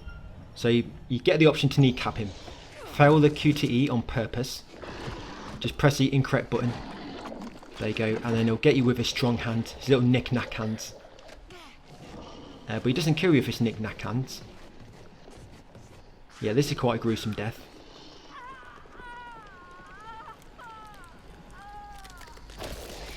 Right, that's one way to go. That's it, just make sure I'm dead. That's it, you rip out my intestines as well. Yeah, because you could survive that to the face, you never know. Just got to make sure. That's the whole point of a double tap. Or the combo to the abdomen area. And there you go, so they're both dead. Like I say, the second team's going to get sent in. Cooper, Trooper, and who's the other one? Is it Cernan? Cernan. If you're still there, give me a sign. Please. So we have reserves. It's going to let the scene play out because the trophy will pop in a moment. So yeah, that's where we are, guys. So back up. Once you get that backup scene, that's what pops the trophy. Stay here and monitor the S. Right, stay here, monitor. I'm going down. You're coming with me as backup. Cernan's obviously got a short straw. We don't have a choice because I ordered him. Don't think it's really many people left to choose from. But there we go. We have reserves. Send a second team down to redirect fuel. Oh, it's Young. Cernan's staying there, is he? But it's not going to end any differently, really. I'm going to get these two killed quick. Like I say, there's a trophy for completing the game with everybody dead. And that's what we're going for now. You don't really need to worry about Isley's destiny. Because her destiny, if you remember, it comes from the real Isley back on Earth. Yeah, so if she dies, it doesn't matter because it's only a clone. Okay, so once you get control here. Yeah, just make your way to the QM, guys. That's it, just run forward. We don't need to get the collectibles in here anymore, we've already got them. So round here, upstairs. And when you reach the fire door, fail the QTE. Well, it'd be a button mash, but yeah, you want to fail it. I'm not sure if anything actually happens if you fail this, because if you fail it or pass it, the same thing happens, you just kind of fall back.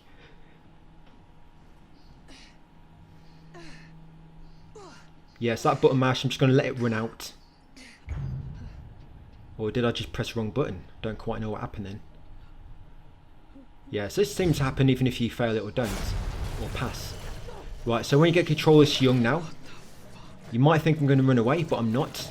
I'm not running away from my problems. I'm going to face him head on. So I'm just going to spin around and run straight into my very, very big problem behind me. Remember, don't run away from your problems, guys. Face them head on. That's the best way to deal with them. So just run into the monster. And now you probably realise, maybe that wasn't a good idea. And I forgot to delete my search history. Damn. Never mind, it don't really matter, I'm dead. I think it's more about your legacy, but yeah, not really much I can do now. So once back as Cooper, so Young is dead. She's definitely not going to grow old. Yeah, so as Cooper, Trooper. The tentacles start flailing around. Again, we're going to fail the QTE. That's it, completely failed that jump. Missed the platform I was trying to jump to and landed on my face planted, the walkway at the bottom. My face broke my fall then actually. But yeah, continue forwards. And there you go. Just fail the QTE. It's going to whip you around the face. And then just... it likes to impale you quite a lot. Yeah, these enemies, they like to rip out your heart, don't they? Right, it's another cutscene. And this one's going to be knock knock. Yeah, Cooley knock knock jokes. So we're going to abandon Mitchell. Yeah, I remember that one time when he took my lunch. It's my time to get my revenge on him. So I'm going to abandon him. Sorry mate, maybe next time. Get a door open yourself. I told you I'll get my revenge sometime. So yeah, just abandon him. Yeah, that's for him stealing my lunch money that time. So, and then eventually we get into the cutscene. You'll be back in control as Cernan for some QTEs. You're going to fail these both. And then that'll be basically it. Because with almost everybody dead, I think the ship just gets caught straight away. So you don't even get the prompt to try and escape from the when it wraps you up in its tentacle. So fail that QTE. When it bursts through the door, press the wrong button. Press the wrong button again.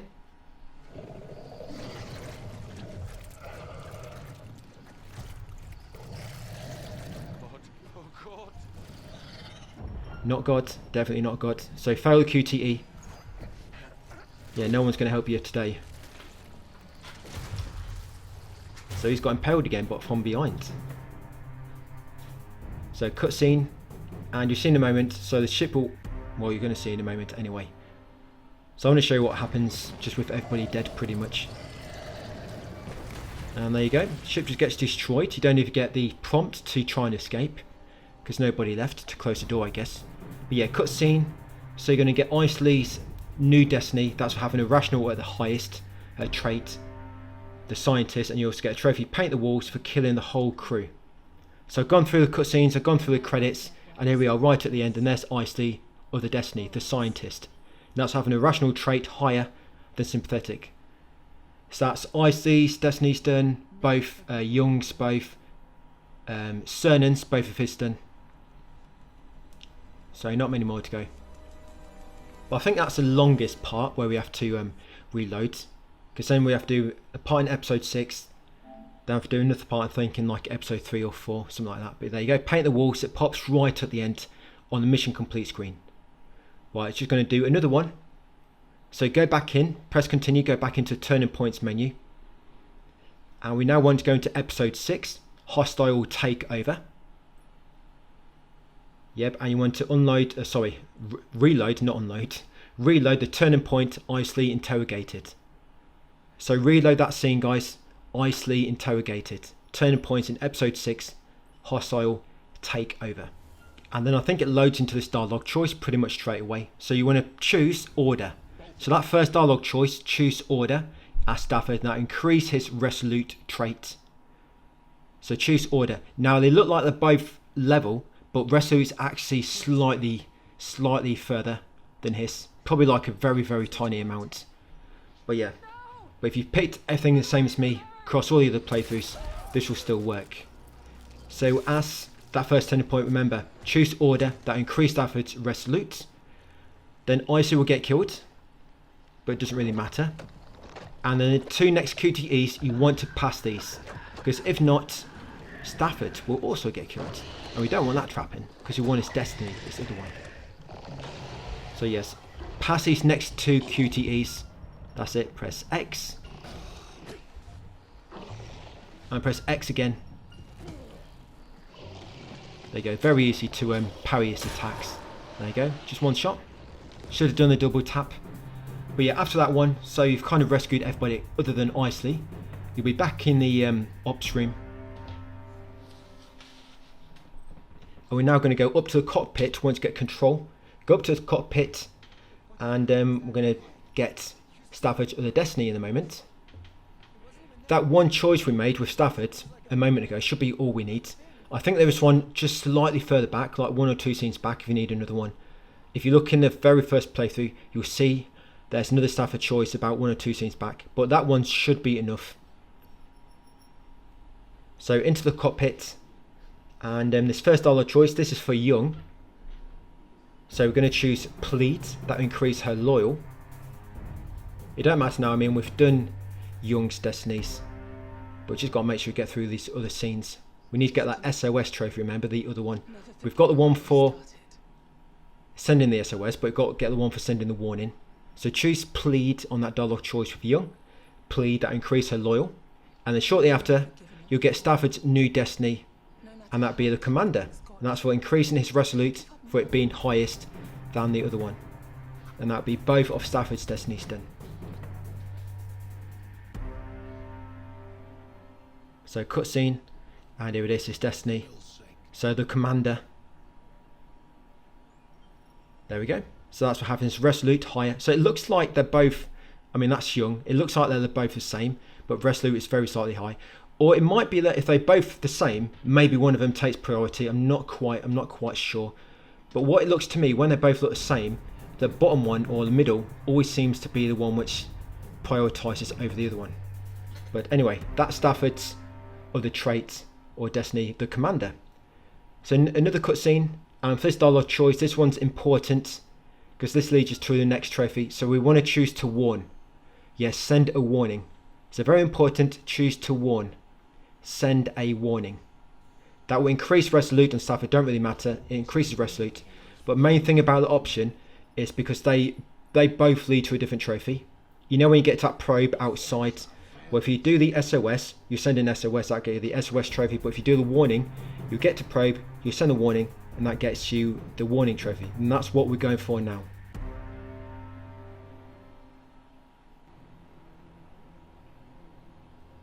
Okay, so here we are, hostile takeover. So we've just completed episode 6, hostile takeover, and now we're going into episode 7, revelation. But we're going to be outside, and because all we're going for now is that trophy, we're just going to make our way through this part as quick as we can. No need to read any messages or do any optional conversations or grab any collectibles. There's no ODEV collectibles in this part. So this first choice anyway, we'll choose Lament as young. So Lament is not fair. That increase her serious and decrease self-assured, but of course it doesn't really matter. But yeah, choose Lament. Right, so get a cutscene out of the way. So we'll now be outside.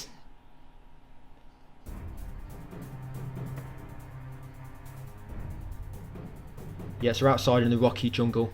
So you'll be controlling Cernan. It's going to continue forward, guys. Keep going through this bit. It's quite a linear path. You can just press up on the D-pad if you want to get through quick. Yeah, it's quite windy out there, but we're just going to power through it. Not going to slow down and put our arms in the air like my friends. Just a bit of wind, but we've got visors on anyway, so shouldn't be a problem. Yeah, follow the probe. Once climb down the ledges, go right. And continue on until you trigger a cutscene.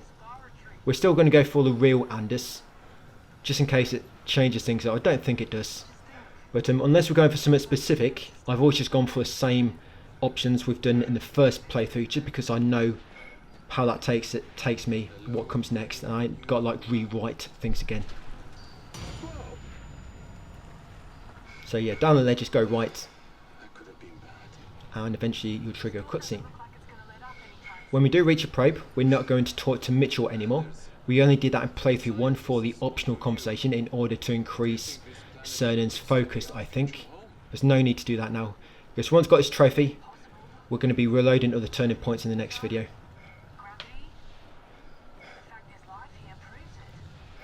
Yeah, the next we'll be going to episode 5 next. Then from episode 5 we'll be making our way from that up to episode 6 to get all the team killed at the scanner. Yeah, total party kill. So yeah, once you get control back, guys, after that cutscene, go through a crawl space. Then after crawl space, you're going to go right and then go left when you reach a ledge and jump across the gaps. Your body is still recovering from exposure to the cold. Do you hear me? You could wait. Yeah, the last 4 collectibles. So we've got, there's 2 collectibles in Damn it. just going to let you know, just give me a moment. Yes, 2 collectibles in episode 5. There's 1 new collectible in episode 3 and the other one is in episode 1. We'll be finishing episode 1. Getting Carter's other destiny probably takes about 30 seconds. It's just really quick to do. But yeah, here, so like I say, once you reach that ledge, go left, jump across these gaps. I got across a bit quicker this time than what I did on my first playthrough, so that NPC got in the way. We've still got to do Cooper's destiny as well, so we've got to do Cooper's destiny and Carter's other destiny next. So shimmy along this ledge, climb up this gap, and there'll be another brief cutscene. So earlier in the first playthrough. We went left to get a collectible at the top. We don't need to get that no more because we've already got it. So you want to go right and follow your teammates. And then we'll keep going right to find the real Anders. Was that?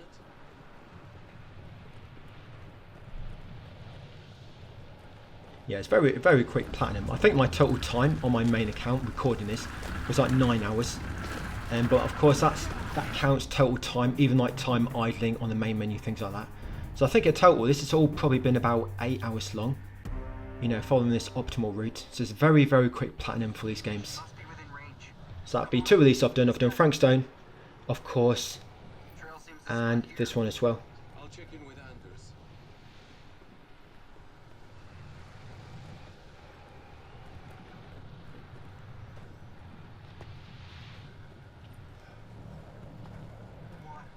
Right, so yes, go right here. We need to hurry.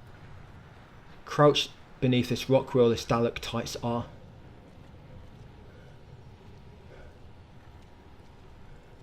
Anders!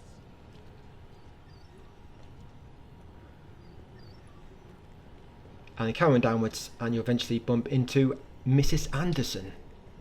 There she is. Then we get control back after this cutscene, continue up the slope, and you reach a probe on the top. We're going to interact with the front of the probe. You've got to take out the damaged chip, guys, of course, and get the new one, and then put in the passcodes. And as soon as you've got this trophy, you can just basically quit the main menu straight away, ready for the next bunch of turning points.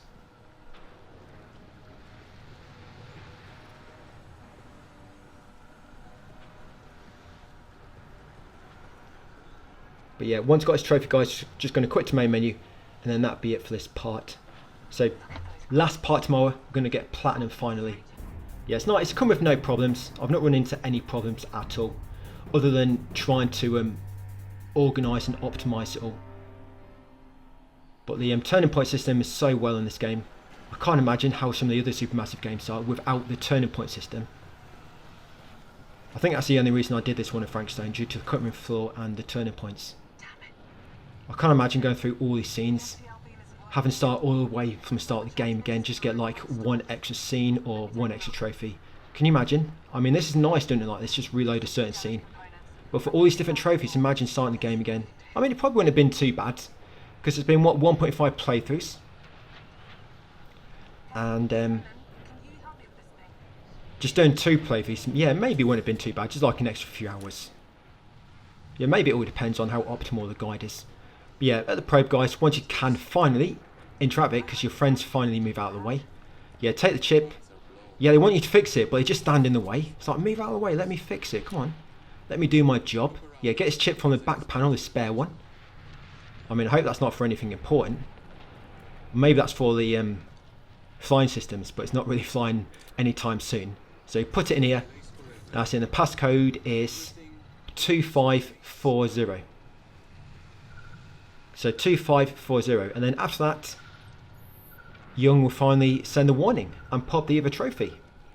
Yeah, so it'd be, this is not a place of honour. Young sent a warning to the Andromeda. So you go 2540, cutscene, and then this other trophy. I'll let this bit play out for a moment so you see where the trophy pops. Yeah, so just spam a few buttons. That's it, the antenna will go erect and pop out, and there you go. This is not a place of honour. Young sent a warning to the Andromeda.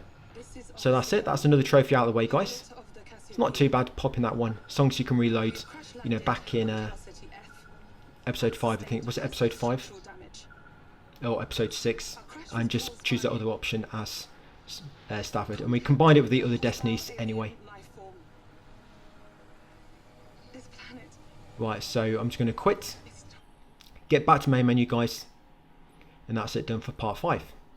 And they'll be ready to reload the other ones and get the final Destinies and final trophies out of the way. So thanks for watching, and I'll see you in the final part tomorrow.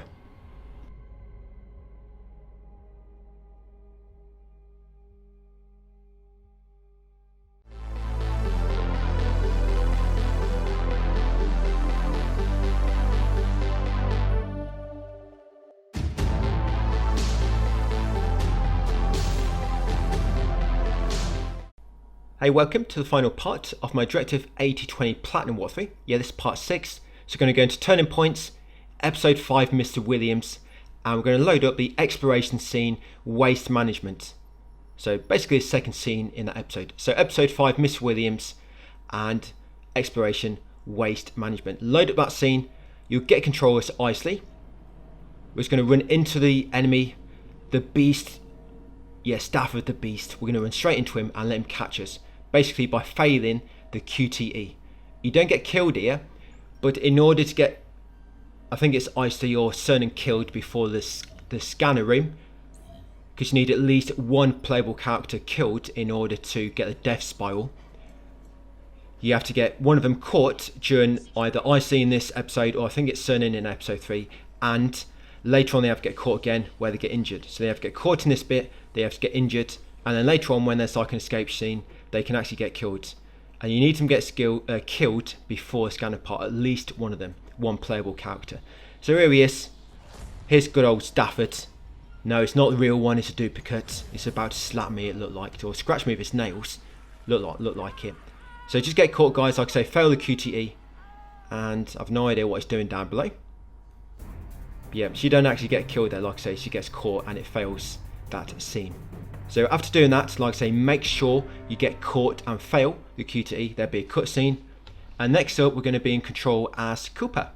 Because in a moment, we're going to get Cooper Troopers of their destiny. And I've had a few people asking me in the comments, how come I'm only doing the Destiny Swans, or how does it save? Basically, when you do a Destiny again, or when you reload another point, any Destinies you've already unlocked remain unlocked. I know you don't currently have them in the menu. If you go into like a trait menu, you don't see the Destiny there, because of course we've reloaded an early save. So her Destiny's not been unlocked yet, any of them. But what you need is you need the Destinies unlocked in the scenes menu, in the turning point. If you go into turning points, the Destinies you've already unlocked will be there. You'll have the scene, for example, with Cooper, we should have, is it the Rogue? Yeah, so the Rogue scene should be unlocked. Now we've reloaded a previous save, we're going to get a new Destiny, then we'll unlock the other Destiny scene. And that's kind of how you need to do it. You just need to make sure you unlock an autosave after getting the Destiny so it saves properly. Okay, anyway, so as Cooper, first you go and talk to Anders, then after that cutscene you come down here to the chemical cabinet and you put in the code 168. So 168 in order to get the chemical. There you go. So of course you use the terminal first on the left to activate the cabinet, then you can unlock it, then put in 168. Once you get control back, go back and talk to Anders again. I got it. You got it? Yep, go and talk to her again, guys. And then once you've done so, there'll be another cutscene. Now we've got some dialogue choices with Cooper coming up. And we're going to make sure we get correct ones so that we get her other Destiny, the medic. That's having a professional trait higher than the rest. So this first dialogue choice, you want to choose doubt. It doesn't make sense. Yeah, choose doubt, the one on the left. There you go, that increases her professional. As you see, professional is quite low at the moment, but we're going to creep it up there and it's going to beat out the playful trait on the bottom. It doesn't make sense. Yeah, we are right now warping her personality slightly. So it'll be a cutscene. Then for the next dialogue choice, we're going to choose disapprove. Command overrides. Yeah, disapprove on the right. That's against regulations, Anders. Yeah, disapprove next. That again increase her professional, but now it will decrease her playful. Yeah, I'm all about work. Regulations. You could get court-martialed. All right. I mean, she's basically been working for like, how long have they been in hypersleep? Like 4 years. Exactly the same thing. A long time. And then the next dialogue choice, you're going to choose worry. You could get me fired. Yeah, worry on the right. There you go. This again will decrease playful, so it makes professional much more likely to get that. So that decrease playful, I put my neck and it's going to have one more dialogue choice, then we'll get a Destiny. And I'm And then for this next dialogue choice, we're going to choose implore. So a bit of a longer cutscene, so I'll cut that one out. So implore, that will increase her professional. putting us all in danger. Yeah, implore on the right. Then tell Stafford, go on, snitch on me. Snitches get stitches, remember, eh? So implore on the right, and that will increase her professional. Then tell staff. There you go. And then in a moment we should get a new destiny. Like I say, it'll be the medic. That's having Cooper, professional hire. No way. That means admitting I broke into We're not quitting now because we have to go through that death spiral scene. But of course, just getting Cooper's destiny along the way. So cutscene there. Just before her destiny pops up. And here it comes. Say it was a side effect of the shot we gave him earlier. Any moment now. No way. And there we go. Destiny, Cooper the medic. Out of your depth. And as you can see, that's having professional higher than the rest. Mind. Please. Okay, so after that, another cutscene of course. And there'll be a turning point coming up next. And this one is timed. So make sure you're ready. Yeah, this one is timed. And I've never gone for the other choice, so I've just stuck with my normal one, saving Anders. Yeah, you get control first briefly. So just head back to the previous room, guys, and interact with Anders. Yes, then there'll be another cutscene. Yeah, so Mitchell always gets saved because you've turned on the fire system. So, of course, the sprinklers come on and put the fire out. But if you go and save Mitchell, if those are going to be saved, Anders will probably get killed. And like I say, I don't want to risk messing anything up, so I just stuck with saving Anders as normal. So here we are. You'll be put with this time dialogue choice after that cutscene, after chatting with Anders again. So you want to choose to save Anders, the option on the left. Yes, the left option, guys, saved Anders. And then this next button mash, make sure you're ready to pass it.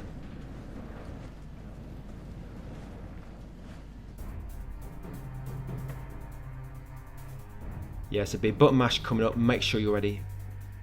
Sorry, not a button mash, it's the door unlock thing. So there'll be a cutscene, they need to unlock the door. Yeah, I think if you fail this twice, I think Anders gets caught. Or maybe can't fail it, I'm not quite sure, I've never risked failing it. But if you miss it once like this, you might want to reload and do it again. Just got both attempts back. There you go, make sure you successfully pass that. You can always just rewind the turning point if you need to. That turning point, by the way, is under pressure. I guess a big cutscene. And next up, going to be an exploration, radio silence. We're going to get 2 new collectibles here as Cernan. So exploration, radio silence we are in now. So once you get control of Cernan, head upstairs on your left. Make way to the cockpit, but do not go in. Yeah, I know Cernan likes to go into the cockpit, but we're going to stay away from it for now. So you're going to come to this terminal on the far left, and that's your first new collectible, guys. Oh, death. So that terminal on the far left, just before the cockpit. There we go, grab that one. That's one collectible. We've got another one coming up in this same scene. So now we're going to continue towards the story objective. Yeah, that small cutscene there is just related to this new collectible. Yeah, because they're related to the creator. So back along here, you want to make your way towards the elevator. We're going to use it now. I should get a move on. So there's 5 of these to collect, these new collectibles. We've got 2 already. We're going to get another one in a moment. So that only leaves 2 more. Yeah, not many at all. Luckily, it only puts a few in the game. There are other collectibles, but they're related to the deluxe edition. I think if you've got deluxe, it puts these items around the game. And I think it kind of gives you like some more story or something. Or how it relates to the other games in the... Is it the Dark Pictures franchise, whatever you call it? I don't know. I don't think I've played any other Dark Pictures games. Frank Stone, it wasn't Dark Pictures, was it, in that same franchise? I know it's Supermassive, but I don't think it's in the same franchise. But yes, after using the elevator, guys, come outside. Once you see Cooper, you want to ignore her and go down the steps on your right, because you want to get our final collectible in this scene.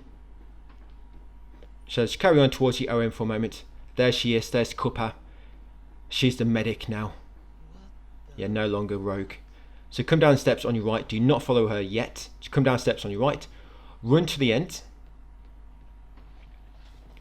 Yeah, run to the end and head up these far left steps. Not that collectible. We already have that one on the bench. So head up the far left steps. Run past the crew lounge. There we go. And here it is. The next ODEV collectible on this bench. So pick up this one, guys. And that'd be Bloodlines. Right, 2 more to go. 2 more collectibles. I think 1 more Destiny to do, Cartus, and we've got to do the Death Spiral trophy. So yeah, pretty much almost got platinum. So again, another creative type cutscene due to that collectible. Okay, so now going to follow Cooper.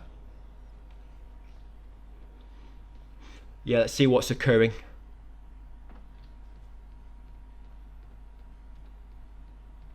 Yeah, then there'll be a few dialogue choices, then it'll be episode 6.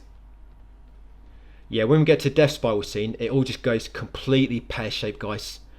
I mean, one person gets taken out, then another one, and then, yeah, before you know it, just chaos.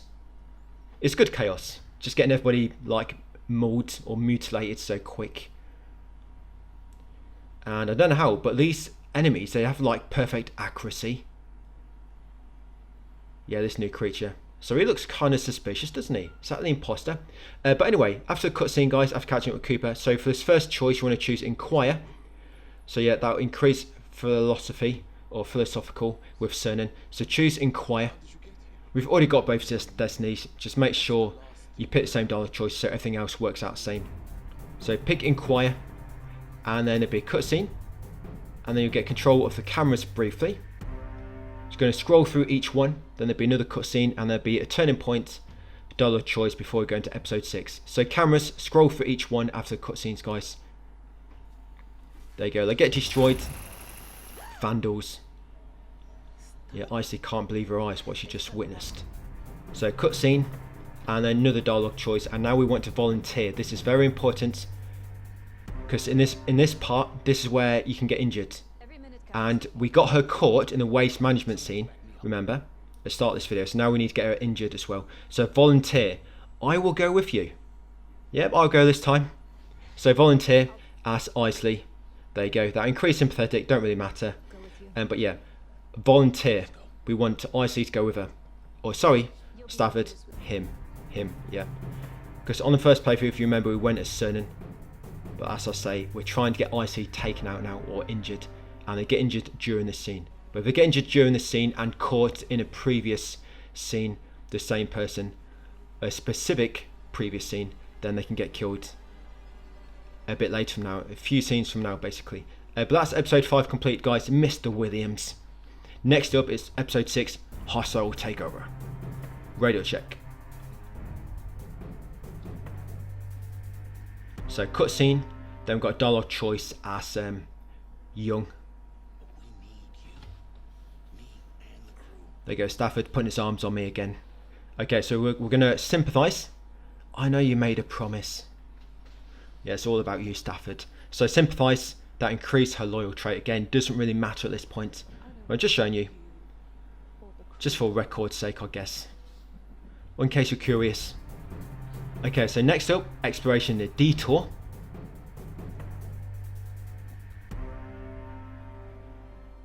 Yep, it looks like. So from this one, we are playing as Stafford, and we've got to do the crane controls. Yeah, this is a crane control part. So nothing to collect, of course. We have them all already. No new collectibles here. So as soon as you get control, spin around slightly to the left, come in this vent nearby. We just want to crack straight on with the story part. So we need to get the power cell first to unlock the door to the big hangar. So make your way through this vent to your left. Yeah, so if you want to get a power cell, guys, then we need to move the crane. And that's basically it, because you do the crane, and then you get control again briefly, but it's going to get caught again, like I say, to get injured as Icy. Then it's a bunch of dialogue choices, and then chaos just breaks loose. And then it's a few very, very quick reloads, just get collectibles and get another destiny. Yeah, we are very, very pretty much almost there, guys. If that makes sense. Very, very pretty much. Yeah, it makes sense to me sometimes. So shimmy through that gap. Try not to hit your head on things like the characters seem to do. Yeah, when they're doing shimmies, their back of the head gets stuck in the wall or crates. They're shimmying between. Yeah, it glitches out. So first of all, come downstairs and route power to the bottom circuits. And then deactivate the clamp as I just did. After disabling the clamp, go back to circuit, reroute power to the right, and then come into controls, pick up the container and move it right, up, northwest, and then place it down. Yeah, look, they've even given us like a little route to follow on the bottom left. It would have been so hard if we didn't have that to follow. Yeah, we'd be all over the place. I don't know why they make you do this. Is it because that like big pole or pillar we just passed? You don't want my arm to get all like twisted. Okay, so you go, dropped it into place. So now come the steps at the far end, guys. Enter the room, grab a power cell, and then we can make our way to the next door. Yeah, this is probably the last major exploration segment we're going to be controlling, guys. So enjoy it while you can. Yeah, enjoy this like mega immersive gameplay. There you go, where we have to grab power cells, put them in a slot to unlock the next door to progress.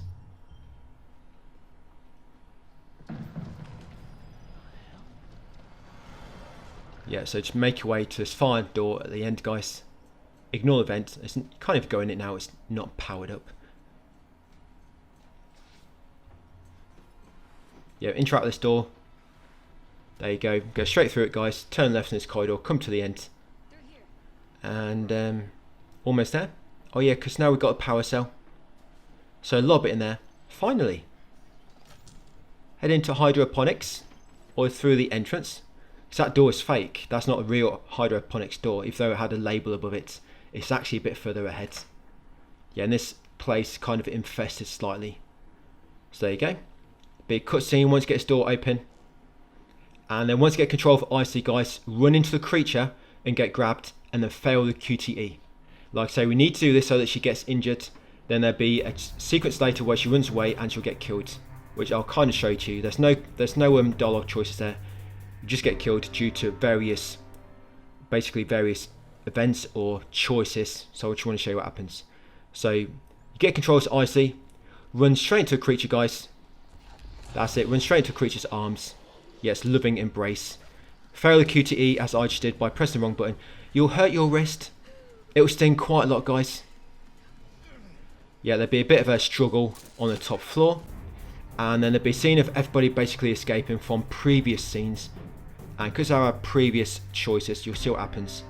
So I was trying to show you what happens just in case. Oh, guess I don't. But yeah, basically what would have happened is during the escape sequence, Icy would have got killed. Unless it's after this. But now you want to choose to stand down. So stand down, guys. There you go. So when you get control of Stafford during that dialogue choice, stand down. Oh, and Icy's still alive. She's just injured. So it's coming up after this, I guess. So stand down as Stafford. That increased supportive. Yeah, during that. I know it's not real, but I just wanted to go that choice. That's what I picked on the previous one. So stand down. There'll be a cutscene. And this might be it actually during the escape part. Oh yeah, here we go. So after that, there'll be like an escape part. So everybody escaping. And because Icy got caught and injured previously, I've no idea what's going on there. Yeah, it's got about 50 hands, baby hands coming out of his mouth and spits acid on her. That's not what I thought those hands were going to do. There you go, nice way to go. Surprised he's not put his arm into my chest like they normally do afterwards. Just make sure I'm dead. Right, so Icy's dead. That's what you need. So before this spiral or the scanner scene, you need to have at least one playable character dead for this to work out. And then once you get here, guys, to scanner. So for this QTE, you want to choose to order. So it's turning now, order, go through the scanner. So turning point, choose very, very carefully. So order, go through the scanner. Yeah, it increases resolute, but don't matter. So now what's going to happen? Sure. If this is what you want. One Cernan is going to place his hand on the other Cernan. No. And it doesn't end well for the other one. There we go. Look for his cockpit there, I think. Right, Cernan's been slain. And now for the next two QTEs, you want to fail them. Looks like it's got metal teeth. Yes, fail these next two QTEs. Stafford will get killed. And because there's only two playable characters left, the others will get killed as well. And you'll enter a death spiral, so it's called. So fail the QTE, just press the incorrect button. Fail it again. Come on, Young, you've got this. Or maybe not. Yeah, fail the QTE. And that's it. Now it's all going to go completely Pete Tong. There you go. Snap. Easy. Easy as pie. It's like snapping a straw. Or a little cocktail stick, perhaps. Right, Young's going to try her. Oh, didn't quite work out. I didn't even get a chance to rectify myself. Just got decapitated. And now look how good his accuracy is. He's not even looking. He's looking at the floor, ain't he? But yeah, headshot. 100%. Oh, he did miss Anders though. So maybe 99% accuracy. But still not bad. Considering he's probably never fired a gun before. And I doubt Cernan was that good a shot in practice or training. So I don't know where he got that accuracy from. But yeah, that's basically everybody dead at the scanner point. And you'll get a trophy, guys. Total party kill. The standoff at the scanner turned into a death spiral. And there you go. So now it's going to be some very, very quick rewinds. And get a last few trophies. So you just want to rewind now. If you go and continue, it just takes you like an ending cutscene. So go and rewind. Then we're just going to quit to main menu once you can. Maybe you can quit from here. But I think I had to rewind first. So just press X to rewind. Then when you get control back, quit to main menu, guys. And we're now going to load up episode 3, the sample, and then exploration search, that scene. So yes, just going to quit to main menu once you get a chance. But that's trophy we wanted, guys. Total party kill. So for that, we wanted Cooper's Other Destiny. We wanted them 2 new collectibles and killing everybody in the scanner part to get that trophy out of the way. Total party kill. So again, episode 3 next, the sample. Yes, and load up exploration search. And we are literally searching for a collectible. And then reloading again. So exploration search, it's on the far right. And where it is it? There we go. So exploration search, as you can see, there's one collectible to get there.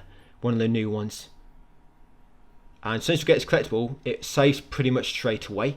So you don't have to progress anymore. You grab the collectible, you'll see the auto save in the corner. You can quit and load up the next turning point.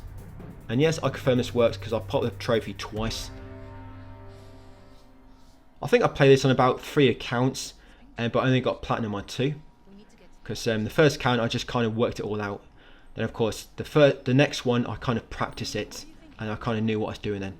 So when you get control as Cooper, open the kitchen window, jump over the shelf in the middle, come grab the power cell. Yeah, this collectible is very, very close to the start.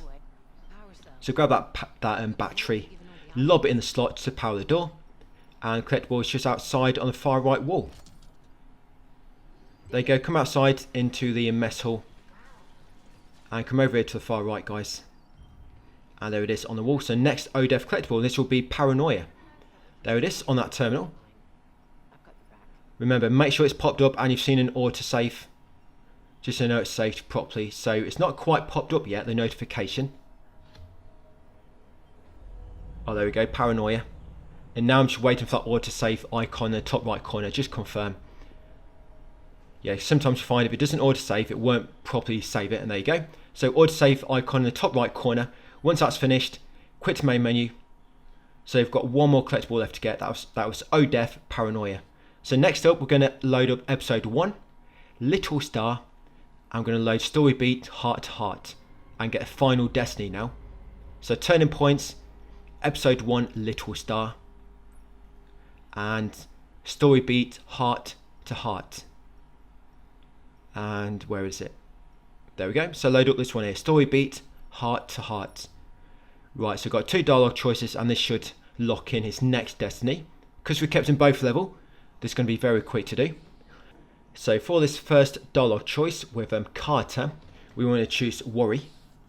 That should be the option on the left, and that's going to increase his cautious traits. Yeah, so Worry on the left, that will increase cautious. I actually messed this up because I forgot to change it in my text guide. I left it as Wish by mistake. But look, I've noticed. So choose Worry. Yeah, Worry, the one on the left. Things are going to change. Worry. Yeah, that increased his cautious.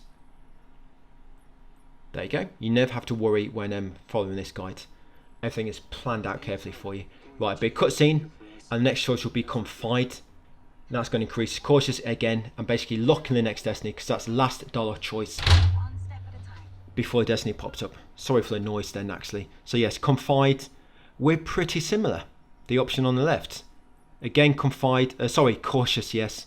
So I increased Cautious and now it's way above the other traits. Easy. So now we're going to get this other Destiny, the Caretaker. And that should be all the Destinies now locked in. And you'll get a trophy, all possible futures, unlocked all character Destinies. I kind of knew how the Destinies work in the traits from Frankstone.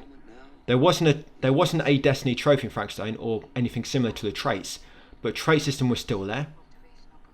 So I kind of knew how they worked. So it did actually make this guy didn't really take me too long to figure it all out, if I'm honest.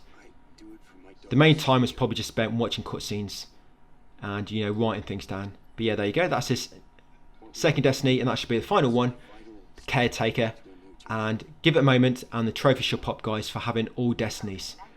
This is what I mean. When you pop a Destiny, you need to make sure you wait for the game to auto-save a few times for it to kind of like register properly.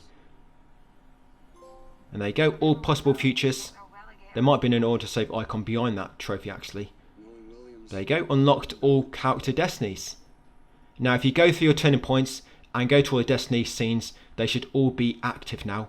If a trophy hasn't popped for you, then maybe one of the scenes not active, or there might be a bug. You might have to watch a scene again for a longer time in order for it to count properly.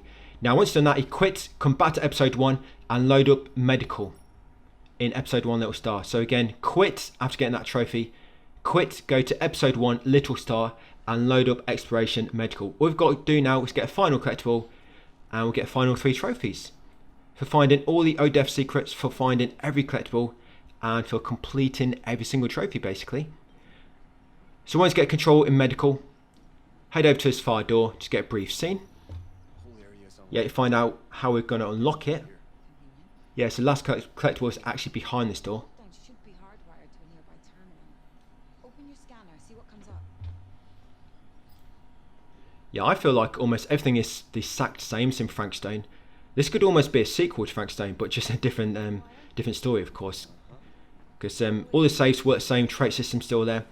The turning point system is basically the same as Frankstone. All the collectibles very similar. Right, so back down here, guys. Activate the lockdown, or sorry, deactivate the lockdown by coming in this room and interacting with that terminal on the wall. Once done so, come back here. Now go into medical, and the last collectible is inside the reception part in the middle. So come into medical reception, go in the middle tables, and it's on the floor. That's final collectible. This will be ODEF, the man in the bowler hat. There you go. Maybe thought we were going to get this one first. And there you go. So found all of the created secrets, ODEF. No stone left unturned. Found all secrets in the game. And mission accomplished. Collected all trophies. So that's it, guys. Every single trophy. Hope it's not been too bad for you and it's all worked out. Like I say, if the Destiny trophy didn't pop, I have read about a few glitches. You might have just some Destiny scenes again. So just go back to the same Destiny scene and just watch them all again. Probably for like a scene or a few more autosaves, and then switch to the other, just in case the trophy don't pop. Because those which it's glitched for, they've just kind of watched a few Destiny scenes again for a bit longer this time, and that's normally fixed it for them. So I'm just going to show you all my collectibles. So if you are missing any collectibles, you can kind of just see what you're missing, search the name in my text guide, and you'll see exactly where it is. But the turning point system is quite good anyway, because you can see on the overview exactly how many collectibles are missing off from where. So you can see exactly where it is, or where this collectible is missing at least. So yeah, these are all the collectibles. So you need all of these for all the collectible trophies. So any you're missing, like I say, just type it in on the find and replace search bar in the Google Doc, and it'll just take you straight to it wherever it was mentioned. All the ODEF collectibles come in the second or cleanup playthrough, except for the first ODEF, which got in the first playthrough, and all the other collectibles came in the very first playthrough documents. But yeah, that's another one. I'm not sure if I'm going to do any other Supermassive games, but we'll see what comes out in the future. And that's it, guys, for my Directive 8020 guide. Thanks for watching, and I'll see you on the next one. Maybe with Chang or 007.